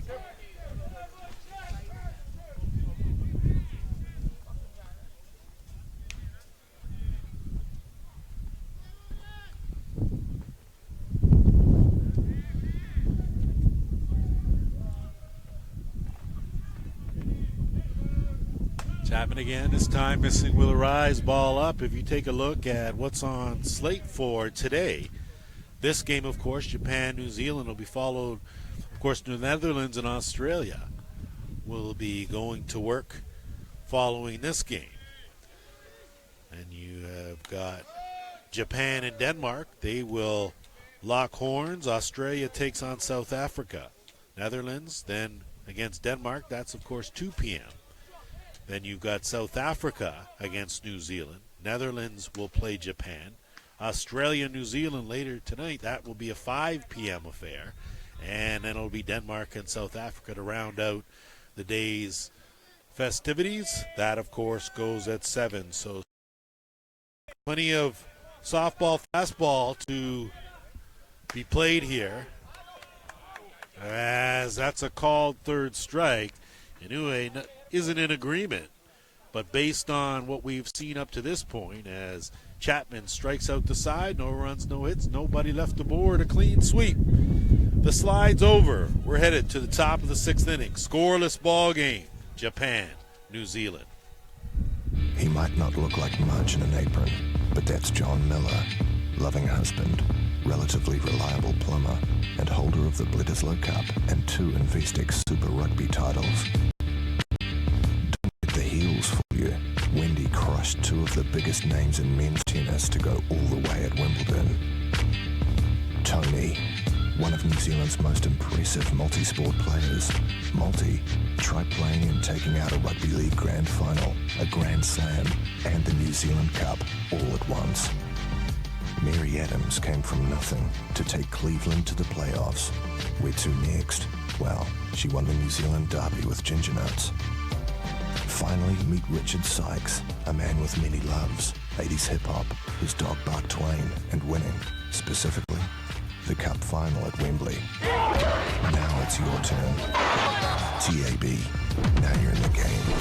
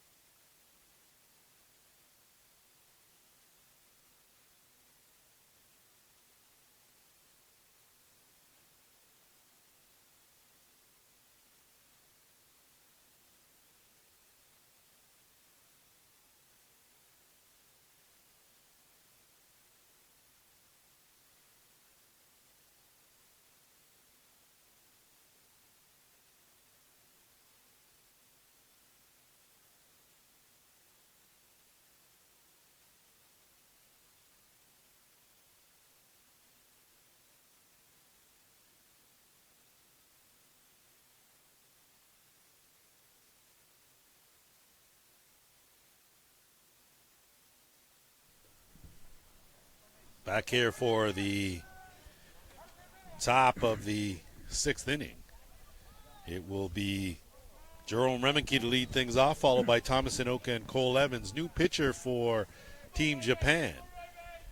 It's Mazuki Terabaru, the long, hard-throwing right-hander. And his first thing on his agenda will be Jerome Remeke, who had himself a good at-bat before striking out to end the threat in the 3rd inning. And that pitch missing down. So, again, when you have a pitcher like Remeke, important that you are very careful, and Tarabaru will certainly be that, and Oshie, his catcher, will remind him on the regular, as that pitch will miss inside, 2 balls and no strikes.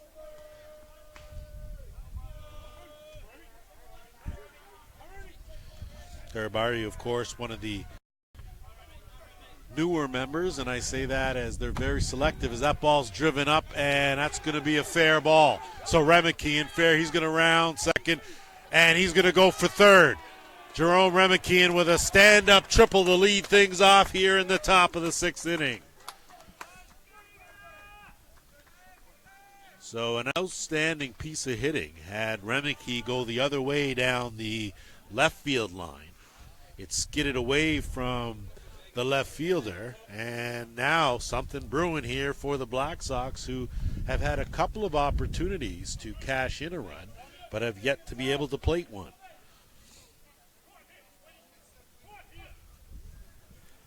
It'll be Thomas Inoka now that will be the scheduled hitter. We'll see if, looks like there's going to be a bit of an infield meeting here prior to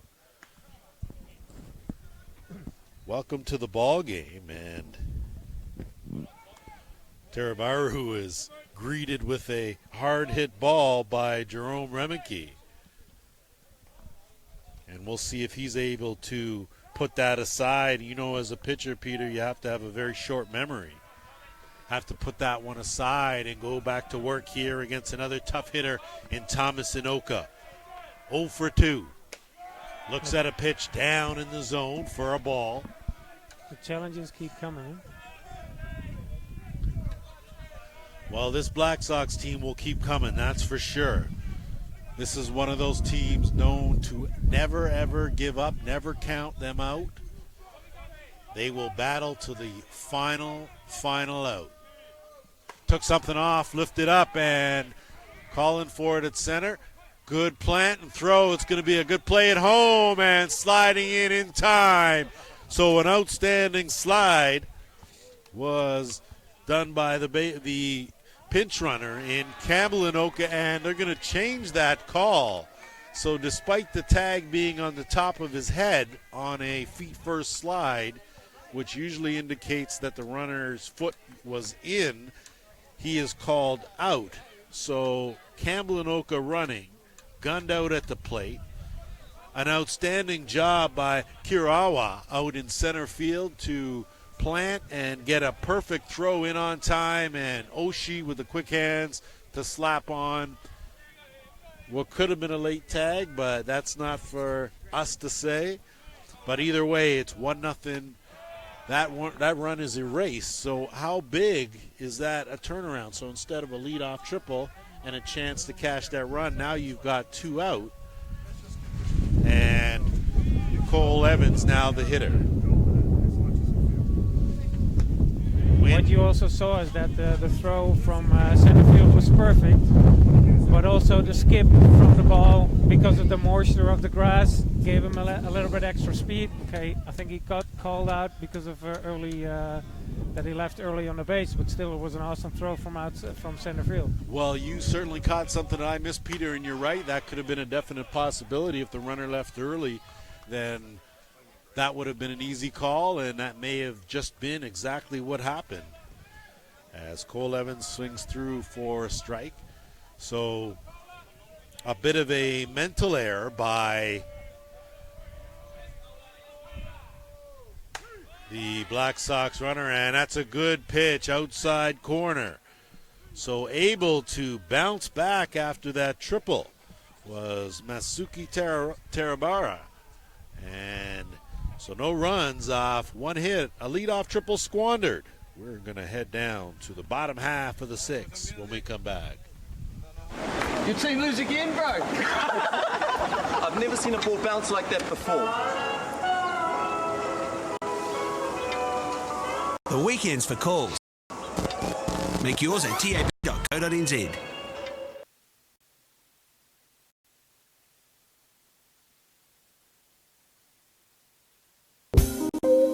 Never take time to worry about life.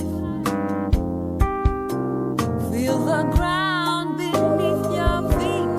Know that you are right. There's a world to behold. Another day you will grow old. So take time with the ones you love.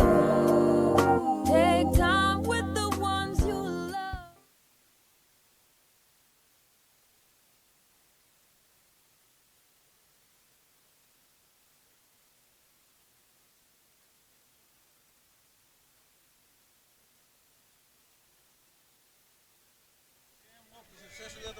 Back here as we get set for the home half of the 6th inning. And a good job line drive. A great play by Nathan Nukunuku at first base. First pitch swinging was Kiriawa coming off that gun of a throw out in center field. So he lines out to first base for the first out of the inning, and that'll bring up Ryohei Une, the shortstop. Une with a single and a strikeout.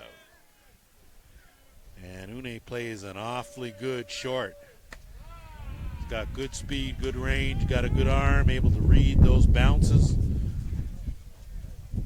And we've watched him from Whitehorse to Saskatoon, right here to Prague.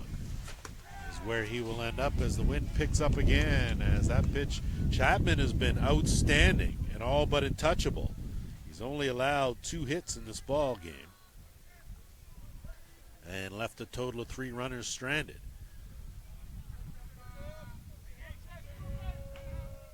That ball is driven out and just foul. So a hard hit ball by Uni. Not able to keep it between the white lines, and it just turns out to be a loud strike.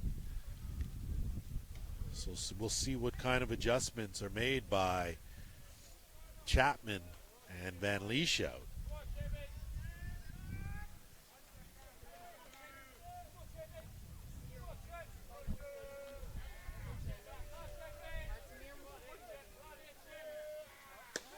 Chapman nibbling on that outside part of the plate. Didn't get the call he wanted. And Van Lieshout asking home plate umpire Thomas Lohnart where exactly that pitch may have missed. 3 balls, 1 strike to count. Once again, we got the light mist going. Took something off, and Uni is on one knee. And without proposing to Chapman, I think that was a well-placed changeup that is now implanted deep in the back of the mind of Une, and he comes outside part of the plate. So small victories as Une works a walk. First walk of the ball game issued by Chapman, and that'll bring up Hiroto Akita, the left fielder. I'll look for the short game now, eh? Well, I think we know that runs are at a premium, that's for sure, and I would expect Akita to be laying this one down regardless of the fact that there's already 1 out. But some way, somehow, you've got to get that base runner into scoring position. And that ball goes up and gets away, so the rise ball does the work for him. And they're going to see if that ball was tipped or not. Umpires are going to get together to discuss it. I didn't hear any kind of contact between the ball and the bat on that attempt. No, I think he pulled it back in time. No, I mean, my eyesight's been questionable for years and years, Peter, so can't rely on what I see. So I just didn't hear anything either that indicated that there was any part of ball and metal.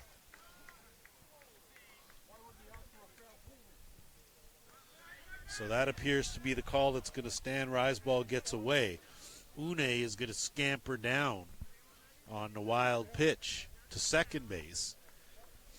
And now you have Akita with a chance here, if he can keep the ball to the right side of the infield, to move that runner along, and they can play with a runner from third, and that's going to bring out the skipper for New Zealand.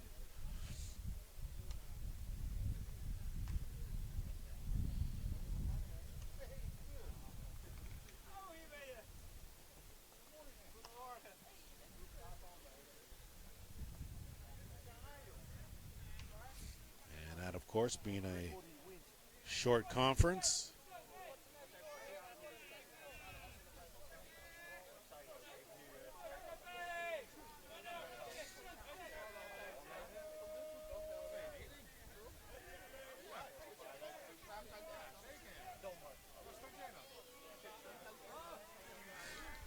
Back to work. Goes Chapman, hard hit ball, liner off the glove at short. Rounding third. Coming in to score. Japan will lead this game 1-0 on an RBI single from Hiroto Akita.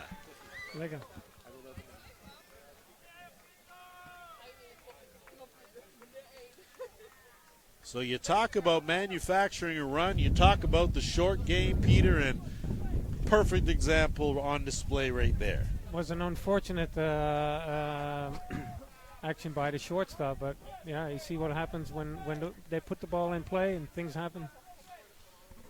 Well, again, we talked about going the third time through the order for New Zealand. Well, same thing here for Japan, and it's now Oshii.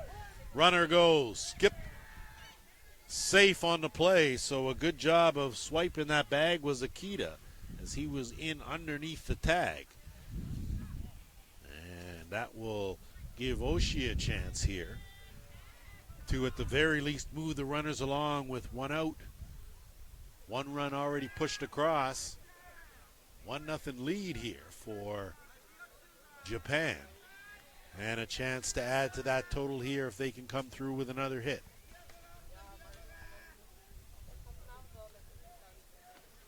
So it's funny, Peter, how you watch games and one team can be the dominant team, but another team that manages to dodge a bullet here or there and able to get out of a jam and turn it around and turn the table so quickly, where now the pressure is going to be on New Zealand to come up with a run to, at the very least, extend the game.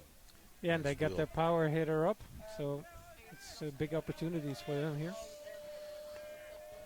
So the cleanup hitter is at the dish with a runner on second, and not able to hold that up. We can see from here, yes, he did go around on the rise ball. So important here for Daniel Chapman to settle in and work one batter at a time. You get Oshie, and then you try to get Iramoto and give your team a one-run deficit to work with heading into the dugout and into the seventh. Chapman, this one's popped up. See if it remains in play. Was Nuku Nuku. So the long arm of the law was Nathan Nuku Nuku there. An outstanding catch in foul territory for the second out. And that will bring up Daishi Iramoto, your number 5 hitter, 0 for 2 with a strikeout. And a chance here to get your team in the dugout trailing by just 1. Good heads-up base running as Akita will move over to third base on the play, knowing that it was going to take an awful lot for Nuku Nuku to pull that over the fence and then turn around and throw a seed over to third base. That's awfully hard to do. Maybe in the major leagues, yes, but here that is would be a crazy feat.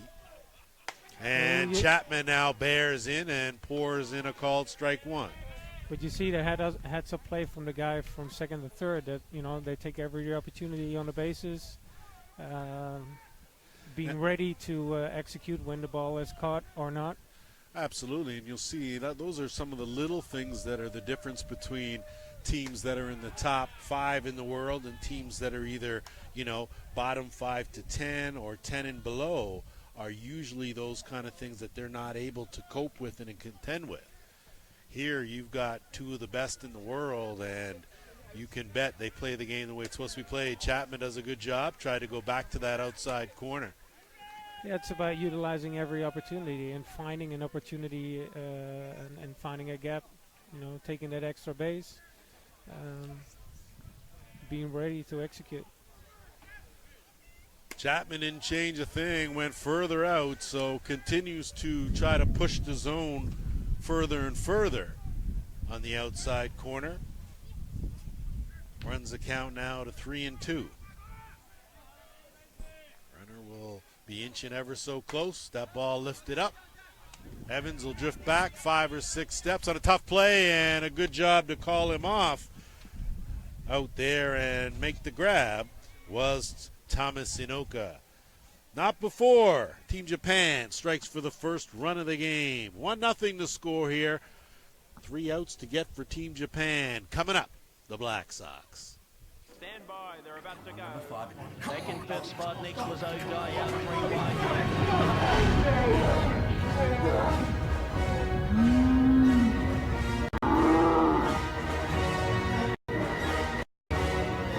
The TAB takes you from wherever you are right into the race. Melbourne Cup season is here. Join the TAB, deposit $10 and get a $20 bonus with the promo code SPRING. TAB, now you're in the game.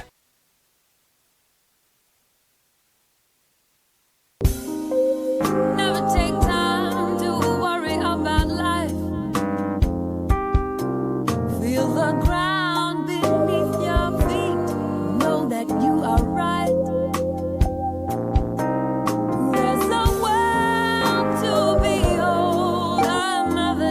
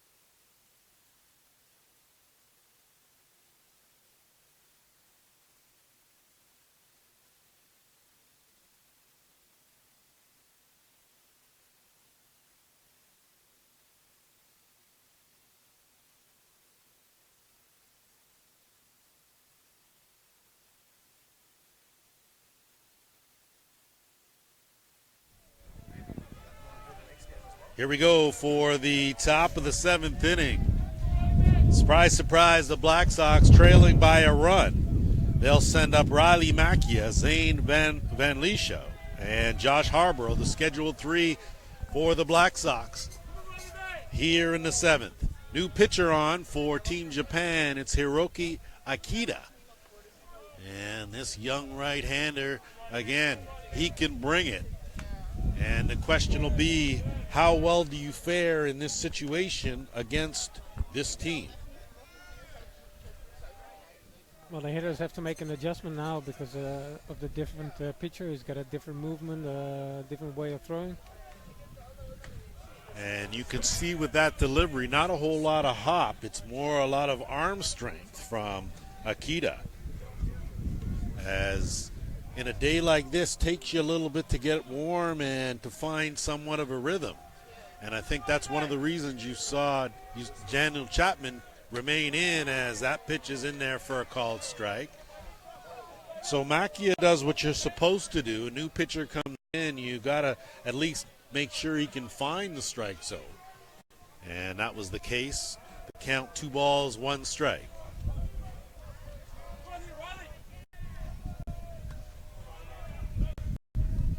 That pitch missing up. So again, good eye from Riley Macchia and if you're New Zealand here, you are looking number 1 for a base runner, first and foremost.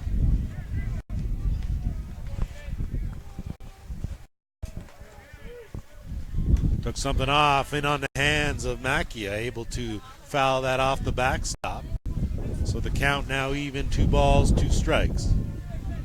So far it looks like he's more of a movement pitcher than power, which is another adjustment you have to make in the box. And I think any kind of different wrinkles you can throw a team like New Zealand, I think it's very important to go a long way to being successful. Awfully hard to be successful against a team like New Zealand. They're very good. And a swing and a miss. So an outstanding job from Akita. He mows down Macchia for his first strikeout of the game, and that'll bring up Zane Van Lieshout, the veteran catcher now, as the Black Sox will look runner before they look to try to cash that base runner. Japan 2 outs away here from an early tournament win.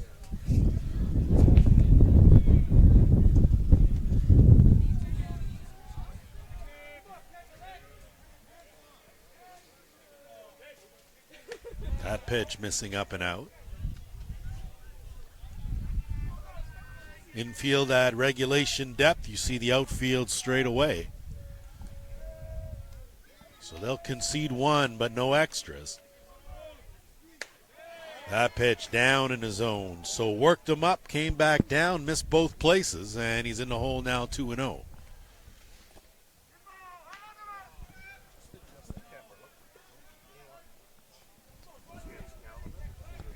Make sure you stick around for our next game. Of course, it'll be Jason Chopper Gerbis that will be bringing that action to you live and in full effect, as Akita not pleased with that call and have to keep your composure here. 3-0.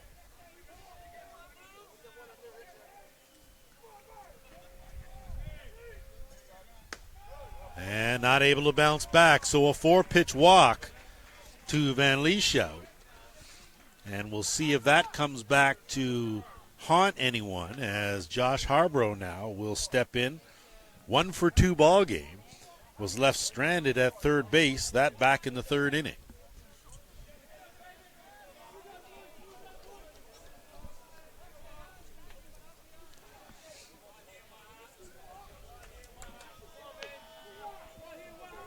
Good crowd and enjoying this last inning here, as the Black Sox try to scratch in a run, square in a bunt, let it go was Harborough. That's called strike on the outside part of the plate. So I don't think that Harborough really had a whole lot of intent to really put that down. I think he wanted to just get the infield moving, see where everyone was going. Exactly, see what they were doing, see how they play it. No. Comes back. That pitch in there for a called strike. No argument there. One away, runner aboard. Black Sox trailing by a run. We are in the top of the 7th inning.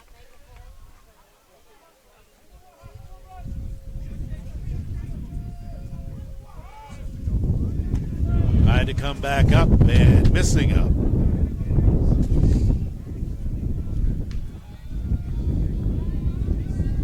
If we could just get a little more wind, Peter, that would be just fantastic. It's coming straight at us. It's just straight at us, so wind coming directly into home plate. That'll keep everything inside the diamond. And a swing and a miss. So Harborough, sweet swing, comes up empty. And Akita is 1 out away here from ending this ball game, but he's got to get through Ben Inoka first. Inoka 0 for 3. And usually when Ben Inoka is 0 for 3, that just means that he's due.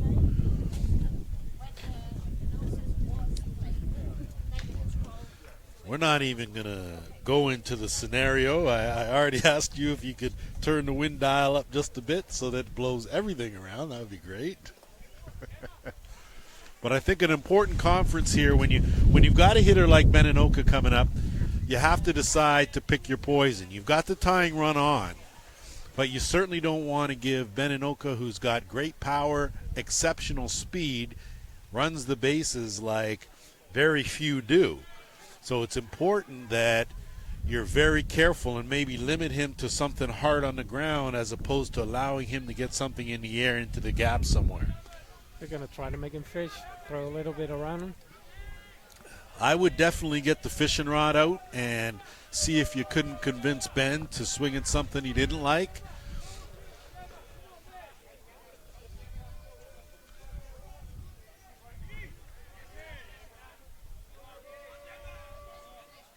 Kita with that rise ball that misses up. Good eye from Inoka.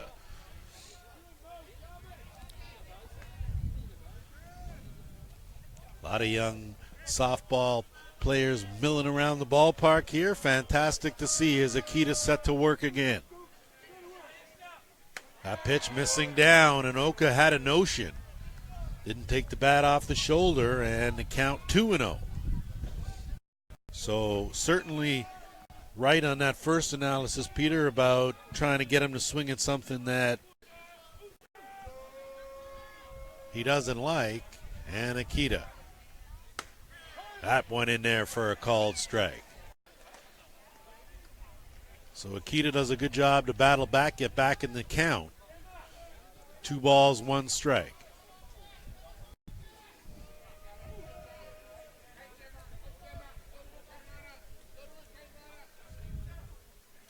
That pitch in there for just missing.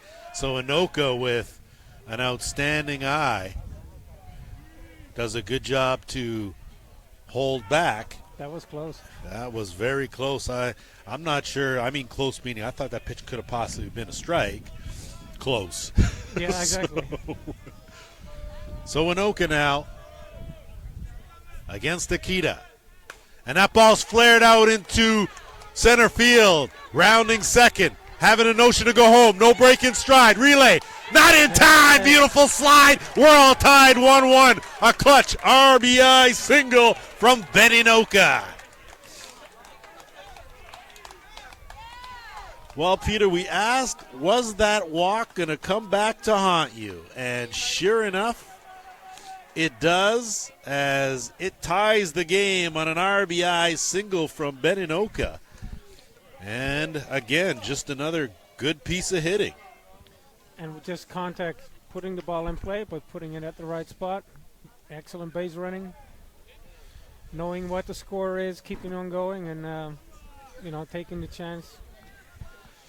You got to score to make it even and to continue the game. Well, I'd like to say it's the first time I've ever seen New Zealand come back from a deficit, but they seem to play harder and are more motivated when they're trailing than they do when they're winning. And that was a perfect case in point there as Inoka delivers on time and on the money. Now it's Joel Evans now to try to follow suit.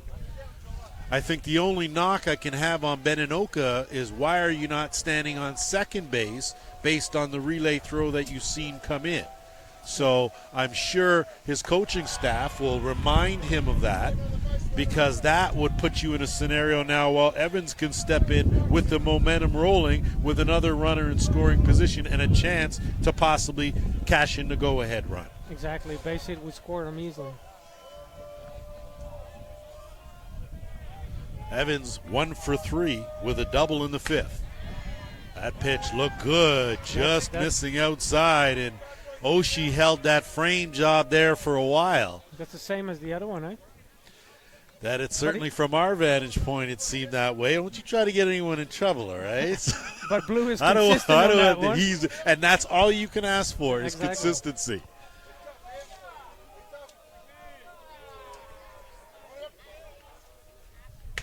And that pitch in there for a called strike. I think everyone, including Joel, knew that. So I didn't notice Japan wearing the striped socks with the goal. That's pretty fashionable. Bringing something new to the table, swing and a miss. So Evans just a little tardy on that rise ball. Count now run to full at 3-2.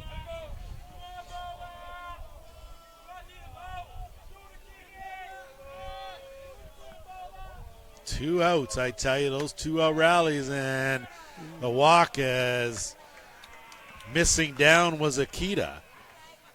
Evans with the walk, and the question now, Peter, is Akita able to regroup after that big hit? Is he able to settle in now and get this final out to get his team back in the dugout and a chance to win the game? Well, you see that even in these tight situations, the Black Sox are very disciplined at the plate, and it has consistent in his zone, because then you don't have to chase a pitch where you're questionable if it's going to be a strike or not. And this is going to be an exciting matchup here. So Nathan Nuku and Hiroki Akita, and probably a good time for Oshie to go out there and have a little chat with his young pitcher going up against a veteran hitter in Nuku. And, of course, you look back at some of the little things, a guy like Nuku, who, of course, one of the team captains on this Black Sox team for a number of years. You get a guy who makes a great play over the fence to record a defensive out. Those little things change the momentum of the game. Give your team the confidence and the lift that they need. That pitch looking outside, not even a notion to chase after that. So discipline, of course, key here, like you alluded to, Peter, and a chance for Nuku to keep this 2-out rally alive and add to it. That ball missing down. In this game of softball, experience really matters. There's always situations that are geared more towards pressure.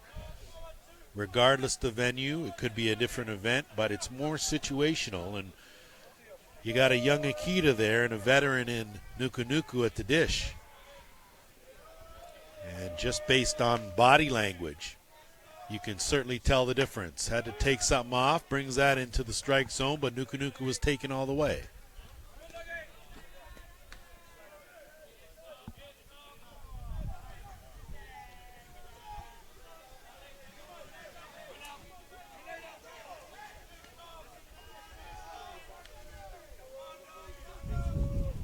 That ball hit hard, gobble up at short, flip the second in time. So some good defense there to lock down Nuku, who is retired outfielder's choice, but not after the Black Sox. Strike for one, and it's a big one. We're all tied. We were going to head down to the bottom of the 7th inning. Back after this. Never take time to worry about life. Feel the ground beneath your feet. Know that you there's a world to behold. Another day you will grow old. So take time with the ones you love. Take time with the ones you love. about to go. Second pit spot next was O'Daya, 3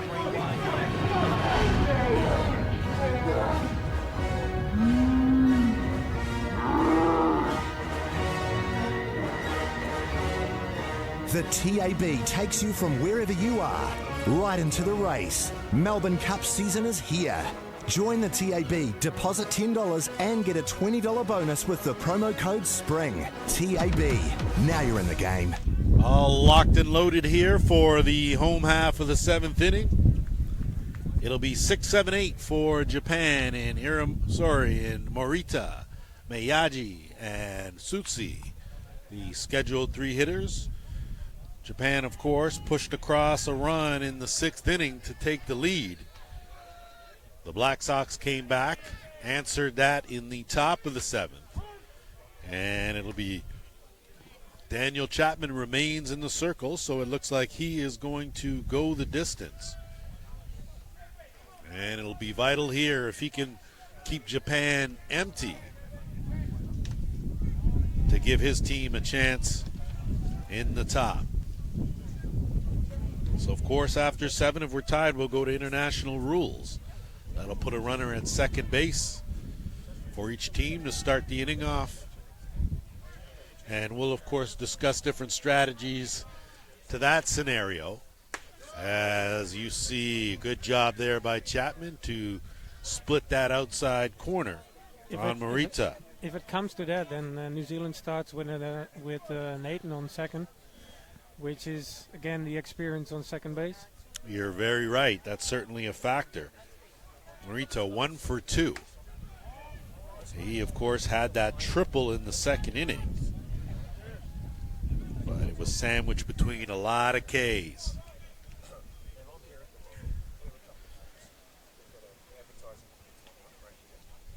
Chapman has cruised along with the exception of that last inning.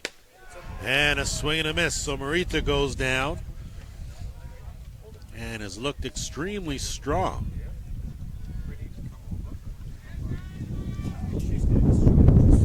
An even dozen strikeouts for Chapman, who certainly has had good control, good velocity. And now Miyagi will step in for his 3rd at bat. He reached base on a fielder's choice in the 1st and struck out in the 5th. That ball is fouled right back at us here. I saw you. We're blink looking for some protection from the ball players around here. I didn't see anyone dive in for that, not at all. So it looks like we're blink. Just trying to flinch a little bit. Didn't want to move too hard there. Didn't want to end up on the DL, Peter.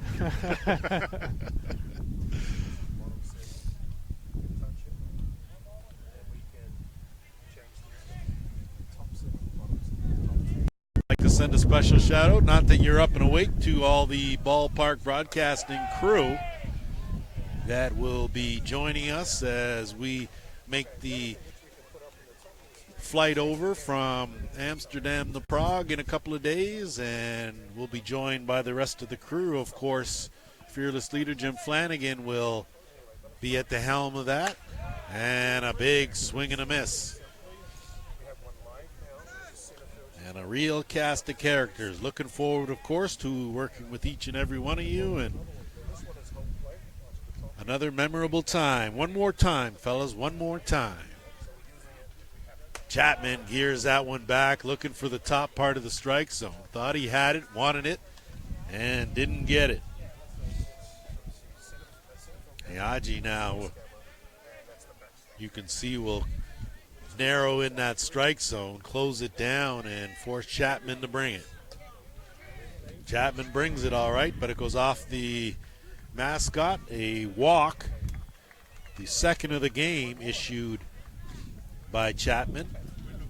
And with 1 away, that'll bring up Takudo Sutsi.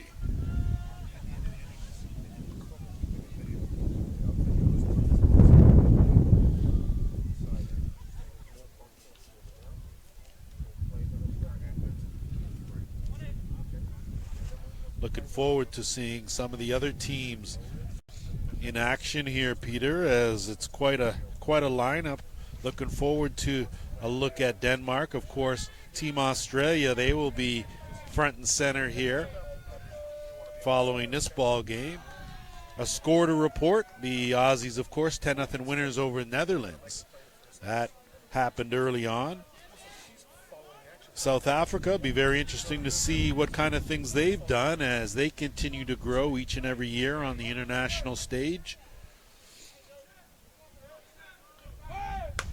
And a wave and a miss. So Chapman still throwing as hard here in the 7th as he was in the 1st. And you got to like that if you're the coaching staff for New Zealand. It gives you a lot of confidence if you can, if you can keep up the speed and the variation in his pitches there. Swing and a miss. Utsi not able to get enough of that to put it in play. Because you could, you can imagine that also Japan is changing their approach in this situation, focusing more on contact, putting the ball in play. And Chapman missing up. We'll check for the official count for you to see where we're at here in the bottom of the 7th inning. Winning run on first base with one away here, and Sutsi, the third baseman, up against Daniel Chapman. Chapman bounces that one in, doesn't get away far enough as Van Lieshout pounces on it. Great block. And you can bet that certainly saved a base, a very important base, as that would have put the winning run in scoring position. For a minute there, Peter, I thought the sun was peeking out, but I was fooled. It was just a bright dark cloud. Okay?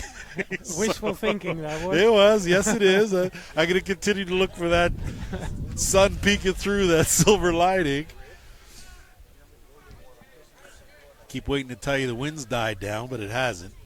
That ball fouled. So Sutsi does a good job to keep it alive. Good job by Chapman, as between him and Van Lieshout, the pitching sequence has been quite good here to keep these hitters off balance. This game of softball, funny, one at bat can really change the complexion of the entire game going forward. Yeah, that's what we saw the last inning, where both teams, made a difference and scored. The ball is trickled foul. Good job by Schuste to just keep that ball alive. And sometimes as a hitter, that's what you have to do. You just have to fight off those tough pitches you can't do much with and hopes you get something a little better that you can drive.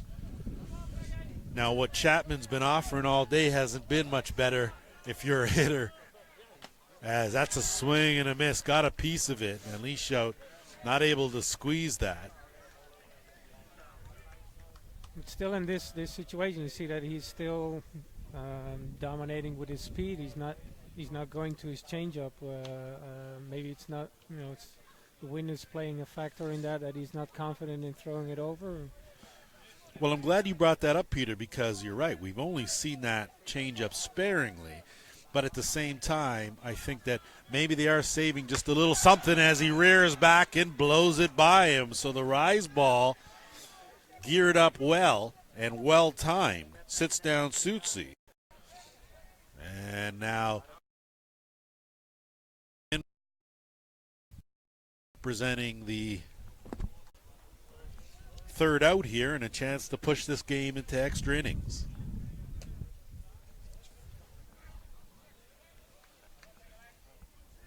Can do a 0 for 2, 2 strikeouts, both looking.